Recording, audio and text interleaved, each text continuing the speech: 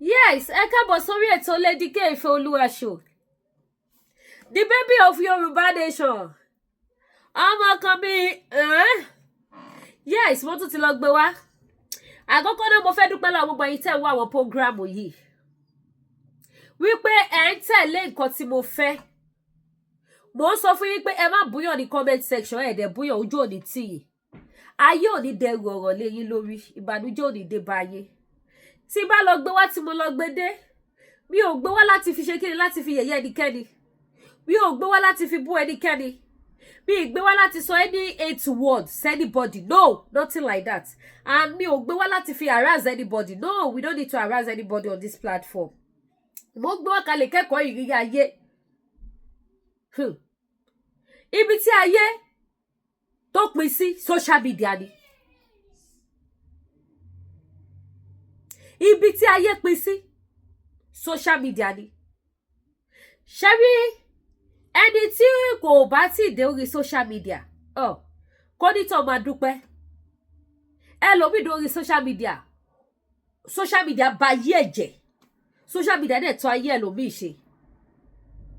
Ẹ̀kọ́ lèmi fẹ́ ká kọ́, kì í ṣe láti bá wọn joyè tapo sí kí wọ́n jà kébi wò wọn. Irú wọn wo la fẹ́ wò bẹ́ẹ̀? Ẹ̀kọ́ ni mo fẹ́ ká kọ́. Ẹ̀kọ́ pọ̀ tí yàn lè kọ́ lórí social media. O lè kẹ́kọ̀ọ́ bó ṣe máa jẹ́ èèyàn. O lè kẹ́kọ̀ọ́ bó ṣe máa lò gbésí ayé ẹ tó fi ní kọsẹ̀. O dẹ̀ tún lè kẹ́kọ̀ọ́ bó ṣe máa ṣorí burúkú láyé ẹ. Wàláhì lórí social media o lè kẹ́kọ̀ọ́ bó ṣe máa ṣorí burúkú. That is social media for you. Ìwọ tó bá wá fẹ́ ṣorí burúkú, wàá mọ̀ wọ́n ara ẹ̀.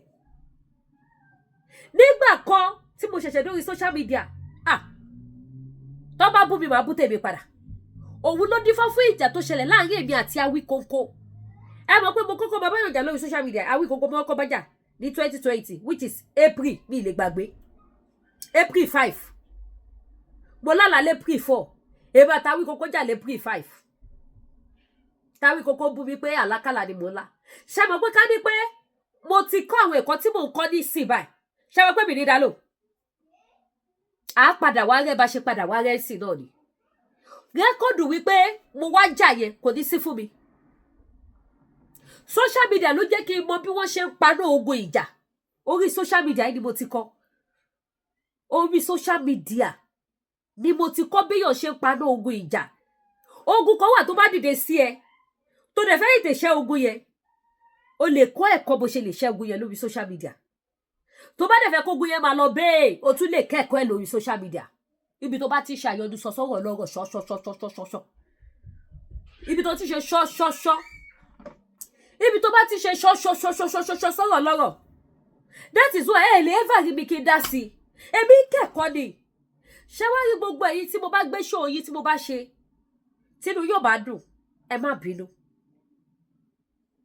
Ẹ má bínú. Àríkọ́ṣe rere lẹ máa jẹ́ láwùjọ. Ẹ̀kọ́ rere là ń kọ́ látara yín. Ẹ má bínú èyí tí máa gbé show yìí. Èmi ò fi bú yín o. Mi ò fi support èèyàn kan láti fi yẹ̀yẹ́ anybody o. I'm not here bí mo ṣe máa sọ láti harass anybody. No. I'm not here wípé fáǹsì lágbájá ni mí. Nítorí ẹ̀ lágbájá wá bú lágbájá, èmi náà fẹ́ wá fi ṣe kiri. No. Mi ò sí nínú àwọn tó ń torí yẹn ṣe. Mo fi Elédùmarè bẹ̀ yín. Gbogbo èyí tẹ́ dẹ̀ ń wo àwọn program náà, mo dúpẹ́ lọ́wọ́ èyí tí ó jẹ́ pé tí bá sọ pé ẹ má búyàn ẹ̀ kí búyàn. Mo gbé program kan, mo ní àwọn tó bá búyàn, tí bá yẹ ní comment ebú máa delete ẹ̀. Ṣùgbọ́n àwọn èèyàn ò gbọ́, èmi náà dẹ̀ ṣẹ̀ṣẹ̀ ọmọ kan. Gbogbo comment tó kọ síbẹ̀ báyìí tí mo pé ìbú lọ fi ń bú àwọn ẹni ẹlẹ́ni. Mo delete ẹ̀ ni. Mi ò bá wọn promote violence. No, I'm not here to promote violence. I'm not here to promote harassment. No, nothing like that in my show. I'm not here to say a dirty word, to abuse, to insult. No, I'm not here for that. We are here to learn. Bó ṣe jẹ́ nìyẹn. And the reason why I'm bringing all these things is because mo kàn wọ́n pé let me just use this YouTube for it. That is why tó bá halẹ̀ wọ́n mi pé àwọn máa bá YouTube yẹn jẹ́ àwọn máa ṣe kíní kan. YouTube tí Lady K fi gbé kíní. Mi ò dáhùn. Mi ò dáhùn. Kí YouTube yìí má kàn wá bẹ́ẹ̀ ni mo fi ń ṣe. and ẹ má gbàgbé mo ní YouTube tó pọ̀ tó yapa èmi ní kí ló máa ti pè tó bá ti blọ́ọ̀kù YouTube kan èmi máa tún ṣe tó bá ti ní blọ́ọ̀kù kan mo máa ń ṣe mí ni mi ò bẹ̀bẹ̀ pé ẹjọ́ release YouTube mi ò ń ṣe máa tún ṣe mí ni because mi ò jókòó tó wo YouTube àwọn tó bá jókòó sí máa sunkún wọ́n ti dìbò ní dẹ́sẹ̀ wọ́n ti rìpọ́tù kí ni wọn èmi ò bá wọn jókòó tì í dídàlódà lọ́mọdé gbẹgbẹ́ ìṣẹ̀lẹ̀ ọmọ mọ́ ṣiṣẹ́ lèmi condition ló mú crayfish tèmi bẹ́ẹ̀ndì so kẹ́yìn kan máa wọ̀ bí àwọn fi mí pa wọ́n fi mí ṣe no èmi kò fẹ́ ká ṣe kí ni ká kẹ́kọ̀ọ́ gẹ́gẹ́ bí nǹkan tí mò ń ṣe so ẹjọ́ torí tó lọ́rùn programu tá tún fẹ́ wò ẹ má búyọ̀ o mo fi lédùmarè bẹ̀yìn o ẹ má búyọ̀ ní comment section instead of that ẹ kàn lè kọ word of advice tẹ bá advice èèyàn síbẹ̀ mí ní delete ẹ̀ but tẹ bá ti búyọ̀ má delete ẹ̀ anybody ṣẹ̀dẹ̀ yẹ́ ẹ̀yọ̀ kan tí mo sọ yìí mo lè fi edit programu 5 kí n gbé tẹ́lẹ̀ sí orí fídíò tẹ́ ń wò pẹ̀lú gèlè orange yìí mo lè gbé tẹ́lẹ̀ máa gbé sí máa fi gbé wá fún yín màá tún lọ gbé tẹ́lẹ̀ màá tún fi gbé sí wá màá tún wá fi edit ẹ̀ wá màá tún lọ gbé ti wú wá màá tún gbé sí màá tún fi edit ẹ̀ wá torí pé kí ni mi ò ṣe ní ṣe wípé mo fẹ́ support èèyàn kan àbí nǹkan tí lágbájá ṣe ò dáa èmi náà fẹ́ bá wọn body shame àbí mo fẹ́ bá wọn insult ẹ̀ no I don't insult people o kò sí tó kàn mí o gbogbo àwọn tẹ́wọ́n lórí social media mo máa ń sọ mo mọ̀ fúnra mi lórúkọ yẹn ni baby of Yorùbá nation mi mo kéré jù because ọmọ àgbàlẹ̀ mi and I still have a long way to go gbogbo àwọn tó ló ń ṣe ṣoṣoṣo sọ́gọ̀ lọ́rọ̀ ẹ lọ wo some of them lọ́jọ́ tó ní lórí social media wọ́n ti wọlẹ̀ èyí tí ò wọlẹ̀ èyí tó máa sì lọ́jọ́ kú ẹ̀ ó ti gbé èmi ṣe èmi ọmọ kékeré ni mi kí ẹjọ́ tó yọ lọ kí lè dìyẹ mi mọ̀ kí ló wò mẹ́ dìyẹ mọ̀ nọ́tì gbogbo wọn pápátá lórí social media ìyá mi ni gbogbo wọn kò sẹ́ni tí mo lè bá jà kódà kíkan jókòó báyìí sí kó ṣe ṣó kó bùyà mi kó bú bàbá mi kó nítorí mo gbé ṣó tí lágbájá ṣe fóun kó bùyà kó bú bàbá wa láìtàlá mi nítorí ẹ̀wà síta bó iṣẹ́ iṣẹ́ tó wù gan tó fi bú mi yẹ àfi tó bá yẹ pé tí mo ti rí pé ó wá ikú mi nìkan ni mi ní dọ̀dọ̀ ẹ̀ èèyàn tó bá wá ikú mi nìkan ni mi ní gbéṣù ẹ̀ bọ̀ tó wá ikú mi tó jẹ́ pa abiyamọ ní òun ṣàbíàgbà máa gbéṣù ẹ̀ tó ráwùjọ àwọn abiyamọ òun ló wà òun ṣàbíàgbà so bó ṣe jẹ́ ní ẹ̀sọ́ ẹjọ́ tó rẹ lọ don't harass anybody don't bully anybody don't insult anybody we are all here to learn so let's learn and let's keep on praying to God. Èmi àtẹ̀yin tá à ń wò yìí we are all messenger of God so ẹ jẹ́ ká wá jẹ́ iṣẹ́ wa dáadáa ẹ má jẹ́ ká jẹ́ iṣẹ́ wa sí burúkú so bó ṣe jẹ́ nìyẹn so ẹ jẹ́ ká sáré débẹ̀ ká tún lọ kẹ́kọ̀ọ́ ìrírí ayé fèyí kọ́gbọ́n ẹ jẹ́ ká tún lọ kọ́gbọ́n ká tún lọ ṣe kíni ká lọ kọ́gbọ́n ẹ má gbàgbé láti bá mi tẹ like ni ká tó máa lọ mo rí kọ́mẹ̀ntì èèyàn kan sọ pé Lady K but you are not teaching us how to bully I don't know how to bully somebody I don't know how to harass anybody I don't know how to insult somebody. So why will I teach you something that I don't know how to do it? Why will I teach you? So mi ò mọ bó ṣe bú yàn mi ò mọ bó ṣe arise yàn mi ò mọ bó ṣe sọ dirty word 8 words sí yàn no nothing like that nothing like that so bó ṣe jẹ́ ní ojú òní tiwa so ẹ jẹ́ bá mi set up ẹ yẹ ká sáré ṣe kíni ká sáré kẹ́kọ̀ọ́. Sorry, network yẹn ń ṣe reconnecting for me but I just want to be sure. Okay, loud and clear, thank you. Because I don't understand. Ó ti bẹ̀rẹ̀ játijàti ẹni. Okay. Because I don't understand the gbogbo bikini bó ṣe ń lọ. Kò yé mi. Wọ́n lè yan ṣe máa ṣiṣẹ́ fún yín. Alákọ̀ọ́kọ́ ńgbà tí bọ̀bọ́ yẹn wá online nígbà yẹn tó sọ̀rọ̀ nípa ọ̀rọ̀ pé wọ́n jẹ òun lówó, wọ́n fóun lówó bí 5 million 3 million lóhun expect pé wọ́n fóun ní 2 million or something. A kò wo ọ̀rọ̀ yẹn pé well, wọ́n máa wà okay. Now hearing the fact that ẹni yìí kan náà lẹ wá lọ mú tẹ lọ tìmọ́lé kí lẹ lọ tìmọ́lé fún why did you have to go arrest him ẹ dẹ̀ tìmọ́lé on what ground níwà báwo ló ṣe ṣẹlẹ̀ mò ń gbọ́ pé the same pattern tí Lizzy lò tó fi arrest Mọ́mì Kwame náà ló lò fún má nìyẹn who are the police officers tó kàn máa kọ lẹ́tà ọ̀ tó kàn máa lọ máa sọ̀rọ̀ fún banks táwọn báńkì dẹ́ máa block account all-account all this nonsense has to stop all this rubbish has to stop why are they na báńkì tí wá di rádaràda tó jẹ́ pé only phone call a block accounting automatically you go ahead and block people's accounts without proper reasoning tó máa tender ẹ máa fi no debit status sórí account apprehend the customer anyhow. Ó ti wá di rádaràda gonna di days pé wọ́n bí alákùjá èrè kókó account account. Ìsinyìí it is now for free. One idiot will say because he or she has money, a lọ fún àwọn whatever kan lówó, àwọn yẹn náà mú paper, wọ́n kọ lọ sí bank, and the next thing bank náà máa fa account is on hold. The most annoying thing is that ẹ tún bá mú àwọn ẹlẹ́ni, ẹ tún arrest wọn. Courtesy demands to buy arrest anybody according to the law. The people only right láti concern wọn family wọn. Ẹ wá tí wọn mọ́lé for over 3-4 weeks. Gbé wọn lọ court, ṣe kankan fún wọn. The same thing tó ṣe nípa case bàbá Ìbejì náà lélẹ̀. Who are the set of officers tó ń hùwà burúkú yìí gan? Àwọn wo làwọn sect ọlọ́pàá tó ń lò fún rádaràda yìí gangan pàápàá ẹjọ́. Ẹ má bà Nàìjíríà jẹ́, kí ló le tó yìí? Èló ló fẹ́ fún yín, ṣó fẹ́ fún yín 100,000 àbí 50,000 lọ ni. And some of you will, in fact, operate tó jẹ́ pé a máa wò pé what's going on. Ẹ wo case Fọlá Tinubu gbà yẹn náà. Tí gẹ̀ yẹn ṣe jáde náà nìyẹn tó fi wá ń sọ bó ṣe molest òun just because pé Lizzy gbéṣẹ́ fún wọn. Tó fi dárúkọ àwọn ọ́físà méjì yẹn. Ṣáwọn ọ́físà méjì yẹn náà ló tún ṣiṣẹ́ burúkú fún Lizzy báyìí ni. Àbí báwo? Báwo lèèyàn ṣe máa ṣiṣẹ́ fún ẹ Lizzy ló dẹ̀ máa lọ tì mọ́lé? Torí kíni? Kí ló ṣe fún ẹ tó ní ẹ ṣe ayé náà tiẹ̀ tí wọ́n bàjẹ́ tó jẹ́ pé agbára burúkú yẹn tiẹ̀ wá ń gùn ẹ̀dá pé kò sí anybody tó tiẹ̀ lè ṣe fún.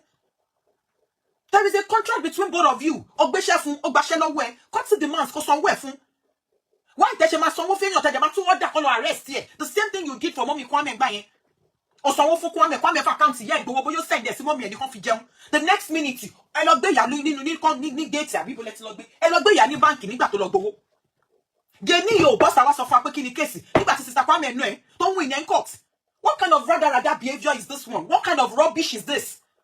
Kí ló dé pé ẹ̀yin human feelings kẹ́ máa ṣèkà fúnra yín lẹ́mọ̀ all because of your stupid so-called money tẹ́lẹ̀ ní káàkiri.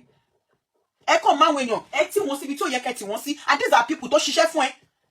Why now? Irú rádaràda òfò òṣì àdánù wo lélẹ̀? Ẹ bá tiẹ̀ méyàn, the law says ẹni yẹn gan gbọ́dọ̀ lò tó 48 hours lọ́dọ̀ yín nínú ọjọ́ yín àti ọlọ́pàá kẹ́ tó transfer ẹni yẹn sí kóòtù. Èèyàn ti ń lo 2 weeks, 3 weeks to cram it up to record ẹ̀ pẹ́ ti arrest ẹ̀. For instance, tẹ́ni yẹn bá ṣe wẹ́lò mọ́ yín lọ́wọ́, that will be the end. Ẹ máa lọ jòkó ẹ̀ síbí kan ni. Okay, lo deposit ẹ̀ sí mọ́túárì kan, and that is all. Èmi ò rí irú eléyìí rí o. Tọ́lọ́ dà pé oríṣiríṣi power burúkú tó ní oríkàlùkù kan exhibit power wèrè ni. Ẹ jẹ́ n play kíní tí mo gbọ́ ń sìn. Ká gbọ́ dáadáa ká fetí ara wa gbọ́ gbogbo nǹkan tó ṣẹlẹ̀. Lórí èmi ò tiẹ̀ understand ọ̀rọ̀ yìí mọ́.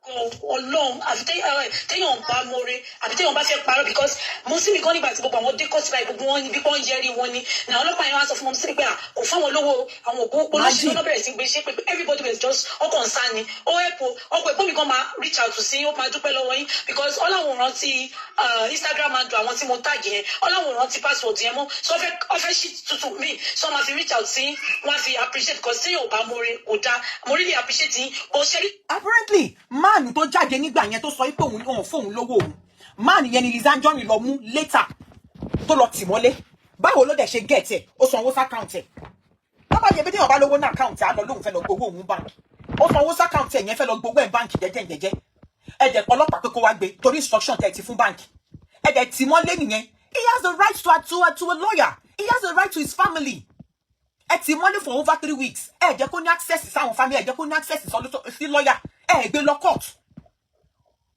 ẹ fẹ́ ní ẹlẹ́ni sílẹ̀ apparently ẹni tá à ń sọ rẹ̀ Bob Marley yìí tẹ́ bá rántí ẹ̀ tó ṣe show nígbà yẹn tó ń sọ̀rọ̀ nípa iṣẹ́ tóun bá wọn ṣe àti how many pillars or how many whatever tóun nídìí tí wọ́n fóun lówó this is the same man tó lọ tì mọ́lé all because of what the man spoke up ẹ̀tọ́ ẹ̀ ni right ẹ̀ ni why tẹ́ ṣe máa tì mọ́lé Lizzy Anjorin why tó ṣe máa tì mọ́lé àwọn wo lọ́fíìsàsì tó ń bẹ ṣiṣẹ́ gan tó ń bẹ ṣiṣẹ́ burúkú òṣì why tẹ́ ṣe máa tì mọ́lé tẹ́ ní jẹ́ kó sọ tó fi wá jẹ́ pé àwọn family ẹ̀ ní láti contact Gistlover so tó bá jẹ́ àwọn family ẹ̀ yìí tó bá jẹ́ pé wọn ò contact Gistlover are you telling us pé bọ̀bọ̀ yìí máa wà ní prison àbí bolẹ̀ tì mọ́ for over 2 months or 3 months all because of what almighty Lizzy fẹjọ́ ẹ̀sùn lórí kíni nǹkan tó ṣe fún Lizzy gangan kíni Lizzy fẹ́ sọ pé ẹni tó bóun ṣiṣẹ́ ṣe fóun ṣọ́jí cement ni àbọ̀jí block àbí kò ráyẹ pẹ̀pẹ́ ṣé kò ráyẹ pẹ̀pẹ́ ni there must be a reason tẹ́ fi máa sọ yí pé kán lọ mú tẹ́ fi máa sọ pé kán block account ẹ̀ kán lọ mú there must be a reason you can't just wake up one morning and then decide àwọn lórí burúkú máa ń ṣàǹfààní ọ́fíìsì àwọn ló ṣiṣẹ́ fún ẹ I'm not sorry to say but this is ridiculous this is highly ridiculous this nonsense has to stop it is now a pattern for some of our dear officers to do things wọ́n máa bypass the normal law tó yẹ kán lò we all have seen the cases this is not the first time This is not the first time tí Lizzy máa ṣerú ìwà burúkú báyìí. The same thing tó ṣe fún Mọ́mì Kwame náà ni gbogbo wa la wà lórí ìkànnì. Everybody can lanu lẹ́yìn. But ìyá níyà for that matter. All because perform 50,000. And so fuck what? Ṣé bó ṣiṣẹ́ fún ẹni? These people will work for you. You will turn the money against them. Who are the mad people tó ti ń hàn láwùẹ́ kó máa achieve gbogbo orí burúkú yìí? How much are you giving them? How much are you giving them? Èló gangan ló ń kó lé wọn lọ́wọ́. Who are those officers? Èló gangan ló ń kó lé wọn lọ́wọ́ tó fi ń ṣiṣẹ́ burúkú báyìí. Táwọn olóòdè jókòó páwọn náà lọ́mọ àwọn ní family. Ẹ wá mọ́ didi géńdé ọkùnrin tó níyàwó tó lọ́mọ. Ẹ tì mọ́lé for over 3 to 4 good weeks. On top waiting. On top pé Lizzy wá fẹjọ́ sùn. Kí ló sọ pé ó ṣe? Ṣó fàdíyà ni? Ṣó fàdíyà ni? Injustice. That's all you know, right? And you think our country will move forward? No, it won't. It won't. Idiot, my boss on like I'm on Jolly Baba Shebi Popo. I should wear Ise Burúkú ló ń ṣe lẹ́yìn. Ise Burúkú ló ń ṣe lẹ́yìn. Ẹ máa gbọ́ lady yẹn lọ. Apparently, kan àwọn family member boy. Àwọn ló fẹjọ́ lọ gbé ọ̀rọ̀ yẹn lọ bá Gistlover pé máa ṣàánú wa. Máa ṣàánú wa Gistlover. Wọ́n ti family wa mọ́lé for over 3 weeks on instruction pé Lizzy wá fẹjọ́ sùn. Ẹ dẹ̀ tẹ́ni ẹlẹ́ni mọ́lé. Ẹ jẹ́ kó ẹ mú lọ sí court. Tó bá máa tì mọ́lé court. Tó bá sọ pé kó fún congrats bail. Tó bá sọ pé kó máa lọlé. Ẹ wá tì mọ́ bẹ́ẹ̀ to crown it up. Ẹ tún record ẹ pé arrest ẹ. Àwọn tó ṣiṣẹ́ burúkú yẹn fún Lizzy ó yẹ kán fish wọn out. Ó yẹ kán wá wọn jáde ní station yẹn. Who are those officers tó lọ arrest man yẹn? Àwọn olókọ letter sí bank pé kán block account ẹ. On what basis? Ṣó ṣe fraud ni? Àbógbàwó olówó? Ṣówó ọjà ẹ̀, ṣówó ẹ̀kọ́ ni? Ṣó ṣe fake transfer account ẹ̀ ni? Àbí ṣó jí mobile app ẹ̀ tó fi transfer síbẹ̀ ni? There must be a reason. You can't just be blocking people's accounts. Ó ga o. Ẹ wá tì mọ́lé. Ẹ jẹ́ kó access.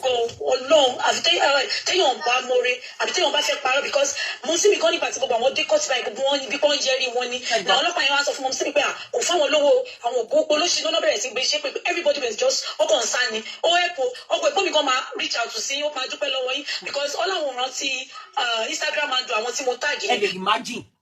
Ṣó yẹ kó jẹ́ pé gbà tí ọ̀rọ̀ ṣẹ̀ṣẹ̀ dọ́dọ̀ Gistlover. Òun làwọn ọlọ́pàá tó wà ń bẹ́ ṣẹ̀ṣẹ̀ máa ṣiṣẹ́ wọn. Ẹ lè imagine. So for instance, ká ní àwọn family yóò já ọgbọ́n ẹ jẹ́ ká gbẹ́jọ́ lọ sọ́dọ̀ blogger kan. Bàbá wọn, àbúrò wọn, ọkọ wọn sì máa wà níbi tán tì mọ́. Kò jẹun kò mómi. Àbí báwo ló ṣe ń live ń bẹ̀ for good 3 weeks lórí right ẹ̀. Lizzy ìwà burúkú ni ìwà yìí. Ìwà òṣì ìwà rádaràda gbà òun lélẹ̀. Kò sí nǹkan méjì bí ó ń ṣe ìwà òṣì. I don't care if anybody jáde kó ṣe show. I don't fucking care. Ìwà orí burúkú ni ìwà yìí. Tábàlẹ́ni tó ń support ẹ pẹ̀lú ìwà burúkú yá ṣe èrè lónítọ̀hún. Aṣèrè ìka lónítọ̀hún kẹ́ni yẹn náà mú ẹ̀gbọ́n àbọ́kọ ẹ̀ àbábúrò ẹ̀ tó jọkùnrin kó lọ ṣiṣẹ́ fẹ́yàn kó lọ tì mọ́lé kó lọ parọ́ mọ́. Irú agbára irú power rubbish wo leléyìí? Irú power intoxicated mofo wo leléyìí? Táàtì ẹ̀ gbọ́dọ̀ sinmi mọ́.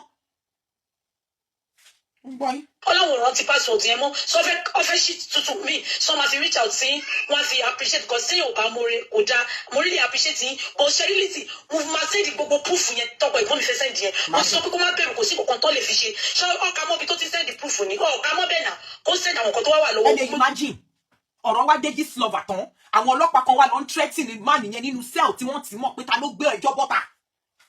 So tí àwọn family yẹn ò bá já ọgbọ́n kan lọ ké lọ bá Gistlover. Àwọn ọlọ́pàá ò ní mọ̀ pé yẹ kán gbé lọ sí kóòtù tó yẹ kán gbé lọ. Ẹ sọ fún mi. And they are comfortable kó máa rí èèyàn kó dẹ̀ máa láyè wé kó máa kí láyé ẹni yẹn máa bàjẹ́ lọ́nu cell tó wà. All because of what? Wèrè kan aṣèrè kan fún yín lọ́wọ́. Aṣèrè kan report. Èló ló fẹ́ fún wọn fún yín 200k àbí 200k lọ ni. Ẹ dẹ̀ fẹ́ bá yí ọmọkùnrin déńdé ọkùnrin ẹ fẹ́ bá yí ẹ̀jẹ̀ fún ta ni. Tó bá ti ẹ̀gbẹ́jọ́ wá bá yín kí ló dé tẹ́ni ò kí ń jókòó ro ọjọ́ yẹn dáadáa kẹ́dẹ̀ jẹ́ kó yé wọn pé iṣẹ́ burúkú yóò lè ṣeé ṣe. Kí ló dé? Ó dé yan mélòó lẹ fẹ́ bá yé wọn já because fẹ́ ṣe connection ò ṣe connection. Mo mọ̀yàn rí mi ò mọ̀yàn rí. Ìkan la ṣe ń sọ tá a sọ tán. Ẹ tún ti gbé mi yọ. Usual practice ni kẹ́ máa ti yan mọ́ yàn necessarily. Ẹ ní gbé wọn lọ kóòtù. Ẹ tún ní ṣe the right thing. Kẹ́tẹ̀lẹ́tẹ̀ fẹ́ treat fọ́kọ̀pù wọn. Ṣé 2 days òtítọ́ kẹ́tì yan mọ́ ní kẹ́dẹ̀ release ẹ̀ kó máa lọ. Kẹ́tẹ̀lẹ́tẹ̀ fẹ́ treat fọ́kọ̀pù onítàn ẹ fẹ́ ṣòpẹ́ ni yẹn lágbára jùlọ. 2 days 3 days is not enough. Ó dìgbà tẹ́ bá yé ẹni yẹn jẹ́ síbẹ̀ oṣù kan oṣù méjì oṣù mẹ́ta. Ẹlòmíì máa kú àìmọye àwọn èèyàn tó ń gbàbẹ̀ lọ. Táàdẹ̀ ní gbọ́n kankan nípa wọn. Ní gbogbo ìpátá kọ́sẹ̀dẹ̀ sí mọ́láwọn fẹ́ chájì fóònù tí gbogbo ẹ̀ wà máa fọwọ́dẹ̀ sí. Ẹ lọ́ba ẹ ṣe gan o ṣe rí ẹ bìlífù pé wọn ò chájì ọkọ ẹ̀gbọ́n mi sí as in kéèsì ẹ̀wọ̀n ọ̀rẹ́ kọ̀dẹ̀ tẹ́lẹ̀. Nígbà tí wàá pòsì kéèsì yẹn lánàá ọkọ ẹ̀gbọ́n mi wá ní òun náà máa contact yín báyìí tó lọ sí. nígbà tí wọ́n arrest èèyàn tí wọ́n record ẹ̀ pé wọ́n mú wọ police station yẹn kí lẹ rò pé ó máa ṣẹlẹ̀ next. ó ṣeé ṣe kó jẹ́ DPO bẹ̀ yẹn gan ò mọ̀ pé irú ọkùnrin irú máà nìyẹn wà nínú station yẹn ó wà nínú cell. ṣé bí nǹkan tó ṣe fún Fọlá Tinubu náà nìyẹn ti gbàgbé. Fọlá Tinubu níbi tó ń fi òun sí àwọn èèyàn òun wá station gan wọ́n ń deny pé òun ò sí station òun dẹ̀ ń fetí ara òun gbọ́ báyìí níbi tó ń hide òun sí. All because of what? All because of this same person Lizzy Anjorin yìí náà ni. Kí ló dé? Kí ló ṣẹlẹ̀ gangan? Ṣé fẹ́ pín Nàìjíríà fẹ́ bà Nàìjíríà jẹ́ torí pé ẹlí kan ni? Àbí kí ló wà bẹ́ẹ̀ tí ó ti bẹ̀ kúrò? Ẹ lọ arrest èèyàn láti ibi tó lọ láti bank àbí láti ilé or wherever tẹ́ bá ti lọ gbé. Ẹ dẹ̀ record ẹ̀ pé mú wọ police station. Which means jungle justice, backdoor justice lẹ fẹ́ ṣe fẹ́ nìyẹn. Ìyẹn lẹ ṣe ní guts láti fẹ́ nìyẹn lẹ̀ sínú cell yìí for over how many weeks?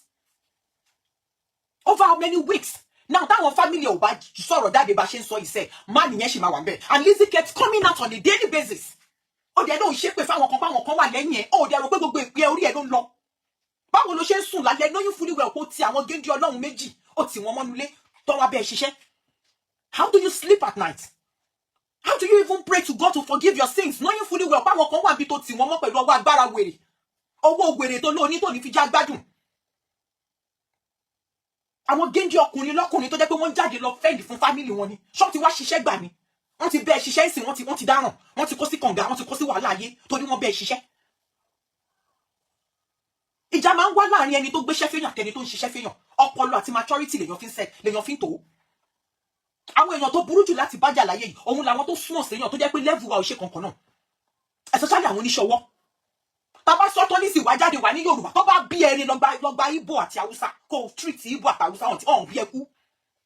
Wọ́n rò ẹ́ pin Lizzy lọ́gba Ìgbò àti Haúsá sí ibi tó ti ń ṣiṣẹ́ yìí má fún wọn lówó wọn kó wá wò tó ọba tí kan ni wọn bá ti fi dáńgà bẹ́ẹ̀ sọ̀rọ̀ lẹ́yìn. Haúsá ò gba gbèrè tó gbogbo òṣì tó ń ṣe. Ìgbò gan ràn ẹ́ ò ní fún Ìgbò lówó nígbà tó jẹ pọ̀ bọ̀ nígbà tó ṣe èrè. Àwa Yorùbá yìí náà la máa ń ṣera wa. Àwa Yorùbá yìí náà la máa ń gba wẹ̀dẹ́wẹ̀dẹ́ fúnra wa. Torí àwa Yorùbá náà la ṣì wà very understanding jù. Wọ́n bí ẹrẹ mi tí ronú tọ̀hún kó gba Ìgbò síṣẹ́ kí Ìgbò sọ fún ẹ pé 10,000 lòun máa gbà kó wá ṣiṣẹ́ yẹn tán kó wá sọ fún pé ò ní fún lówó ẹ̀ tí ò bá ba nǹkan tó máa bàjẹ́ ń bẹ̀ ní àjọ 100,000 lọ tí ò dẹ̀ sí bá bá ńlá kù nǹkan tó fẹ́ ṣe fún. Ẹ kàn máa jáde ìwà burúkú yín lẹ fi máa project lẹ fi máa sọ̀rọ̀ sáwọn èèyàn ta ẹ̀yin gan ìwà òṣì tó wà lọ́wọ́ yín gan ó dẹ̀ brutal ju bó ṣe yẹ lọ. Why would anyone act like a mad person like this? Why would anybody torí ẹ pé máa wò orí burúkú fọ́mọlà kejì báyìí? This is Yorùbá ti Yorùbá ìwọ ló ń jáde ló ní Yorùbá ò dá ìwọ gan ló ń wò orí burúkú sáwọn Yorùbá. Àfi tó bá máa sọ fún wa lọ́la pé gùn ni ẹ́. Ìwọ ló máa bọ́ta ló máa sọ pé Yorùbá ò dá èyí tó ń ṣe fún Yorùbá kí ni ká sọ kí Yorùbá má béèrè owó lọ́wọ́ ẹ̀ mọ́ torí pé kí ni? Torí pé kí ni? Ó dẹ̀ ń gbọ́ kíní yẹn inú dẹ̀ rùn mí pé irú orí burúkú róòṣì wo lélẹ̀ irú wèrè wo lélẹ̀ Sister Kwame the same thing tó ṣe fún mọ́mì wọn nìyẹn tí àǹtí yẹn ò bá dìde tiẹ̀ káwọn máa gbé ẹdí kọ́ọ̀tù wọ́n ń wí iná kọ́ọ̀tù ò lè bọ́sà wá sọ di ọ̀la ó gbẹ́nu ẹ̀dá kẹ́ni. Àǹtí yẹn dìde fún ìyá ẹ̀tàn ni pé wọn bí ẹni don't try with my mom again wàá tún pọ́tà wà níyẹn ìyá gbẹ̀yẹ̀ ṣe gbà ṣé o bọ́sà wá sọ fún wa she won you square down in court. The same thing ló tún ti ra owó orí burúkú lé báyìí the same thing tó ṣe fún Fọlá Tinubu nìyẹn kí gbogbo donation tó gbá kúrò tì yín ibi tẹ́ ẹ bá ń gbé lajọ́ ń lọ ni it's bad dog kìíní yìí ló fẹ́ ṣàmáṣe káàkiri for everybody. Wọ́n ṣe ń sọ wọ́n bí ẹni lọ gba Haúsá àti Ìgbò gbà síṣẹ́ jẹ́ káwọn bó ṣe fẹ́ ṣe má fún wọn lọ́wọ́ wọn kò wá wò Ìgbò ò gbàgbẹ̀rẹ̀ Ìgbò àti sọ fún ẹ you pay my money you no pay my money kasala Ìgbò ò rán ẹ Haúsá gan wọ́ọ̀sì Ìgbò gan ṣìdá Haúsá ló wọ́ọ̀sì jù má fún Haúsá lówó ẹ̀ má fún Haúsá lówó ẹ̀ kò wá wò tí ò bá ní kò kí ẹ̀ kó pa òun síbẹ̀ yẹn bọ̀ tá mẹ́sọ̀ pé òun ṣiṣẹ́ léṣe á mẹ́sọ̀ pé òun discipline ìwọ gan fún ẹ.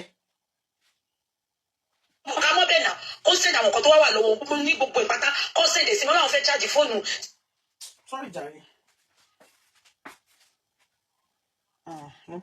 Kó má bẹ̀rù kò sí kankan tó lè fi ṣe ṣé ọ̀ka mọ́bi tó ti send proof ni ọ̀ka mọ́ bẹ́ẹ̀ náà kó send àwọn nǹkan tó wá wà lọ́wọ́ ní gbogbo ìpátá kó send èsì wọn láwọn fẹ́ charge fóònù tí gbogbo ẹ̀ wà máa forward ẹ̀ sí. Ẹ lọ́ba ẹ ṣe gan o ṣe rí ẹ bìlífù pé wọn ò ṣàjọ ọkọ ẹ̀gbọ́n mi sí as in kéèsì ẹ̀wọ̀n ọ̀rẹ́ kọ̀dẹ̀ tẹ́lẹ̀ nígbà tẹ́ wá pósì kéèsì yẹn lánàá ọkọ ẹ̀gbọ́n mi wá ní òun náà máa contact yín báyìí tó lọ sí ọtí délé bá ọtí fi wọ́n lẹ̀ ó ní tí ọlọ́pàá yìí ṣe wá bá wọn nìyẹn pé ìwọ ẹ̀wọ̀n ló máa kú sí ikú pẹ́ ta ló lọ gbé ọ̀rọ̀ fún Gistlover ọkọ ẹ̀gbọ́n mi wá yà òun wà surprise pé Gistlover òun kọ̀ tani wọ́n kó àwọn kìíní yẹn fún onínúkọ òun dẹ̀ mọ̀ pé ọmọ òun nìkan lòun sẹ́ndì gbogbo nǹkan tó ń ṣẹlẹ̀ sí olóhùn ṣàdárúkọ ọmọ òun kó má di pé máa ti lọ wọ́ ọmọ òun wá ní òun kọ́ òun ò mọ tó ṣe dé jíṣ lọ́ba oṣù. ẹ lè imagine láwọn tá a gbójú láwọn tá a gbé ojú láwọn tá a gbójú fò pé àwọn ló máa help àwọn ló máa secure wa ẹ lè imagine nǹkan tó ń ṣe ọ̀rọ̀ Deji Slover nígbà tó jẹ́ pé ìwọ ọwọ́ yín gan ò mọ́ iṣẹ́ yín gan ò mọ́ iṣẹ́ kíṣẹ́ lẹ lọ jẹ́ ń bẹ̀ ẹrú ṣe máa bàyí tó bá jẹ́ pé nǹkan gidi lẹ ń ṣe ẹ wá lọ harass ẹ̀yẹn lẹ́yìn tẹ́ ti tì mọ́ bẹ̀ ẹ wá lọ harass ẹ̀ ibẹ̀ ló máa kú sí ibẹ̀ ló máa páyín sí. What kind of officers do we have, for God's sake? What kind of officers la ní torí Ọlọ́run lórí èdò lẹ́lòmíì ṣe fẹ́ waste gbogbo time precious qualifications àti gbogbo time ẹ̀ tó ti lò gbogbo sacrifice tó ti lò tó ti fi dé ipò tó dé àwa ti torí oníranù rádaràdá kan a ti torí aṣèrè olówó ogbó kan àwa bá yá rẹ̀ ìjà àti tọmọ àti gbogbo time gbogbo years tó ti lò ní service. Why would you in the first instance arrest someone and you won't even record? Torí tó bá wá débẹ̀ ẹ wá lẹ wòwe ẹ sọ pé he is not in that station whereas inú station yẹn ló wà. Who started this madness in the first instance? Pé kẹ́ ẹ máa arrest èèyàn kẹ́ ẹ máa record it. Who started it?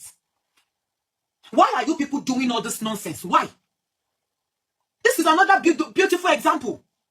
Record there, meaning a lot of your superior officers go ní mọ̀ pé ní èèyàn bẹ́ẹ̀ yẹn nínú station yìí. A lot of people ló bá wá station yìí tó jẹ́ pé àwọn parents wọn ti wá ti sún wọn and these people are there. Not all your officers tẹ́jọ́ wà ń bíṣẹ́ gan ló máa mọ̀ pé èèyàn yìí wà bẹ́ẹ̀. Àfẹ́ni tó bá jẹ́ pé ojoojúmọ́ ló lọ ń take call tó lọ ń ṣe duty call ní station ní cell tó ṣe máa wò pé new face kan wà yẹn tó bá jẹ́ pé ní another one ten lò tí ò sẹ́ni body tó mọ̀. Why?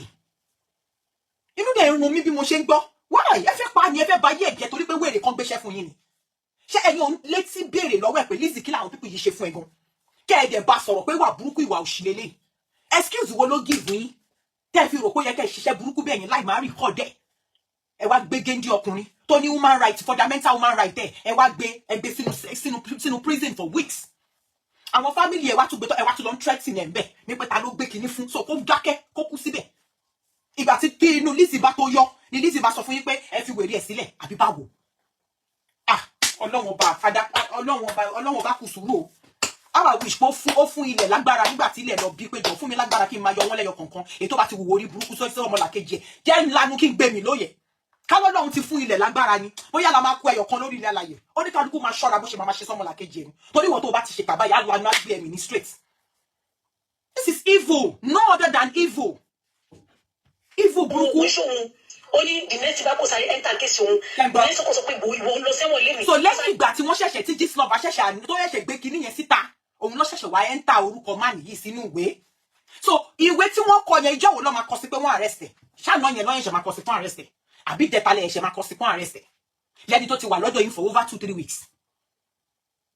For over 2-3 weeks tó bá yá ẹ̀yin kan ẹgbẹ́ ní orí burúkú sókè ẹ̀ láwọn kan gbẹ́jọ́ wọn wá sí blogger ẹ láwọn kan gbẹ́jọ́ ilé wọn ẹni pé ń gbà bí o máa ń da kéèyàn tètè ya kégbe síta ọ̀sán láwọn family yìí ká ní wọ́n ń gbọ́dọ̀ ẹ má sọ fẹ́ anybody o ẹ má sọ fẹ́ anybody ẹ dákẹ́ ẹnu yín o ẹ jẹ́ ká lọ máa bẹ̀ wọ́n o ẹ jẹ́ ká lọ máa bẹ̀ wọ́n o ó ṣeé ṣe kí bàbá wọn lo almost 3 months níbẹ̀ wọ́n dẹ̀ máa para àfi tó lọ́run bá ṣe tó bá pàdé bóyá ọ̀gá wọn níbẹ̀ ìjọ kan tí yẹn bá tọ́jú kan pé mo máa ń rójú ìdàdà kí ló ṣẹlẹ̀ madam wọn bá sọ story fún wọn pé ṣé bíbá yìí lọ́wà bóyá tọ́lọ́run bá kó sí inú ọ̀gá yẹn lọ́jọ́ yẹn làṣírí máa tú pé ẹ̀gbọ́n ọ̀gá àbí ọkọ wọn wà ńbẹ̀. You can imagine ìgbà tó ṣẹ̀ṣẹ̀ wá táṣírí wá tú lẹ́ṣẹ̀ṣẹ̀ wá lọ kọ́ síbẹ̀ pé lágbájá was arrested o kí lẹ wá kọ́ sí pọ́n arrest ẹ̀ fún ẹ̀ṣẹ̀ wá mọ̀ pé fẹ́ gbé lọ kóòtù nígbà yẹn ìwà yóò dà àtẹni tó sanwó orí burúkú fún yín tó ní kẹ́ ẹ má ṣòṣì tó máa bọ́ sátá máa sọ̀rọ̀ bí pé gbogbo ilé ayé òun nìkan lọ́ hate bí mo bí èèyàn ṣe máa ṣe bí wèrè lójoojúmọ́ máa wá sọ̀n láì wọ́n máa rojọ́ àbọ̀ ọjọ́ òbúnú ọjọ́ òfò ọjọ́ òṣì òun nìkan lọ́ hate jù láyé yìí àwọn tó lówó jù pọ̀ rí pọn gbáyà láyà ìlọgan mi ò rí wọn kọ́ bọ́sàn láì kan máa tútùkùtù pé wọ́n hate òun yìí nìkan ló ń set up òun yìí nìkan ló ń ranjúmọ́ òun yìí nìkan ló ń bá jagun èwo ló ṣe èwo ló fò gbogbo wa la mọ̀ bó ṣe ń lọ tabakọ̀ dákàkà pé kó ṣì lọ kó òun lọ kò sẹ́ni tó wà interested nínú kése ìyẹn wá ní kẹ́ wá máa fọlá jiyọ̀ kẹ́ máa fọlá balẹ̀ jẹ́ kẹ́ máa fọlá ba gbogbo nǹkan jẹ́ torí owó kékeré tọ́lọ́run kó fún yín ẹni tágbára owó bá ń gùn kó lọ gbá general létí ó ṣe jáwọn mẹ̀kúnnù tí ò ní nǹkan kan tó ń wá nǹkan tó máa jẹlẹ̀ yín ranjúmọ́ ẹni bá mọ̀ kágbára wà lọ́wọ́ owó wà lọ́wọ́ tó bá bí pọ̀ rí ẹ̀dá kó lọ bá general kó lọ bá àwọn kó lọ bá brigadier general kó gbé 40 fún kó tẹ́ ń ṣe sójà kékeré brigadier general lọ fọ́ etí ìyàwó ẹ̀ kó tẹ̀jú obìnrin sóbìnrin ọ̀ tó bá jẹ́ obìnrin sójà obìnrin tó mọ̀ kó wà láì position lọ gbégbá tí fún kó jẹ́ ká mọ̀ kó lówó lọ́wọ́ oléèyàn ó mọ̀yàn ó ní connection ìyẹn ló ń pè pé èèyàn lágbára ó ṣe àwọn kékeré tó wá ṣiṣẹ́ lábẹ́ ẹ̀ tó máa sanwó fún ló máa fìyà jẹ àwọn yóò ṣàwà tọrọ owó lọ́wọ́ ẹ̀ services ló ń gbé fún ẹ services tí wọ́n fún arẹgùn ò lè ṣe kò sí bó ṣe lè lóò ya wèrè tó o ò lè mọ pílà fún ẹ kò sí bó ṣe lè lóò ṣí èrè tó o ò lè po sìmẹ́ǹtì fún ẹ gbàgbé òfò gbàgbé gbogbo fọ́tò wèrè tá à ń rí káàkiri o ò lè ya wèrè tó sẹ̀ kó bẹ̀rẹ̀ sí ní tọ́ọ̀nù sìmẹ́ǹtì fún ẹ wọn bí ẹ kú iṣẹ́ ọkùnrin ní iṣẹ́ agbára ni ọkùnrin ló mọ bó ṣe ń pò nǹkan ẹ̀ pọ̀ àwọn kọ́kọ́ wà téèyàn ò lè ṣe tó jẹ́ pé o máa employ àwọn ẹlòmíì tó bá wá bẹ́ẹ̀ ṣe services ló ń pè é sanwó ẹ kí n ṣiṣẹ́ fún ẹ kí n kó ṣì lọ kí n máa lọ tí bá ṣe tán ni kò ṣe pé ká wá mú àwọn pípù yẹn kán má lè sọ̀rọ̀ torí pé fẹ́ fún wọn lówó.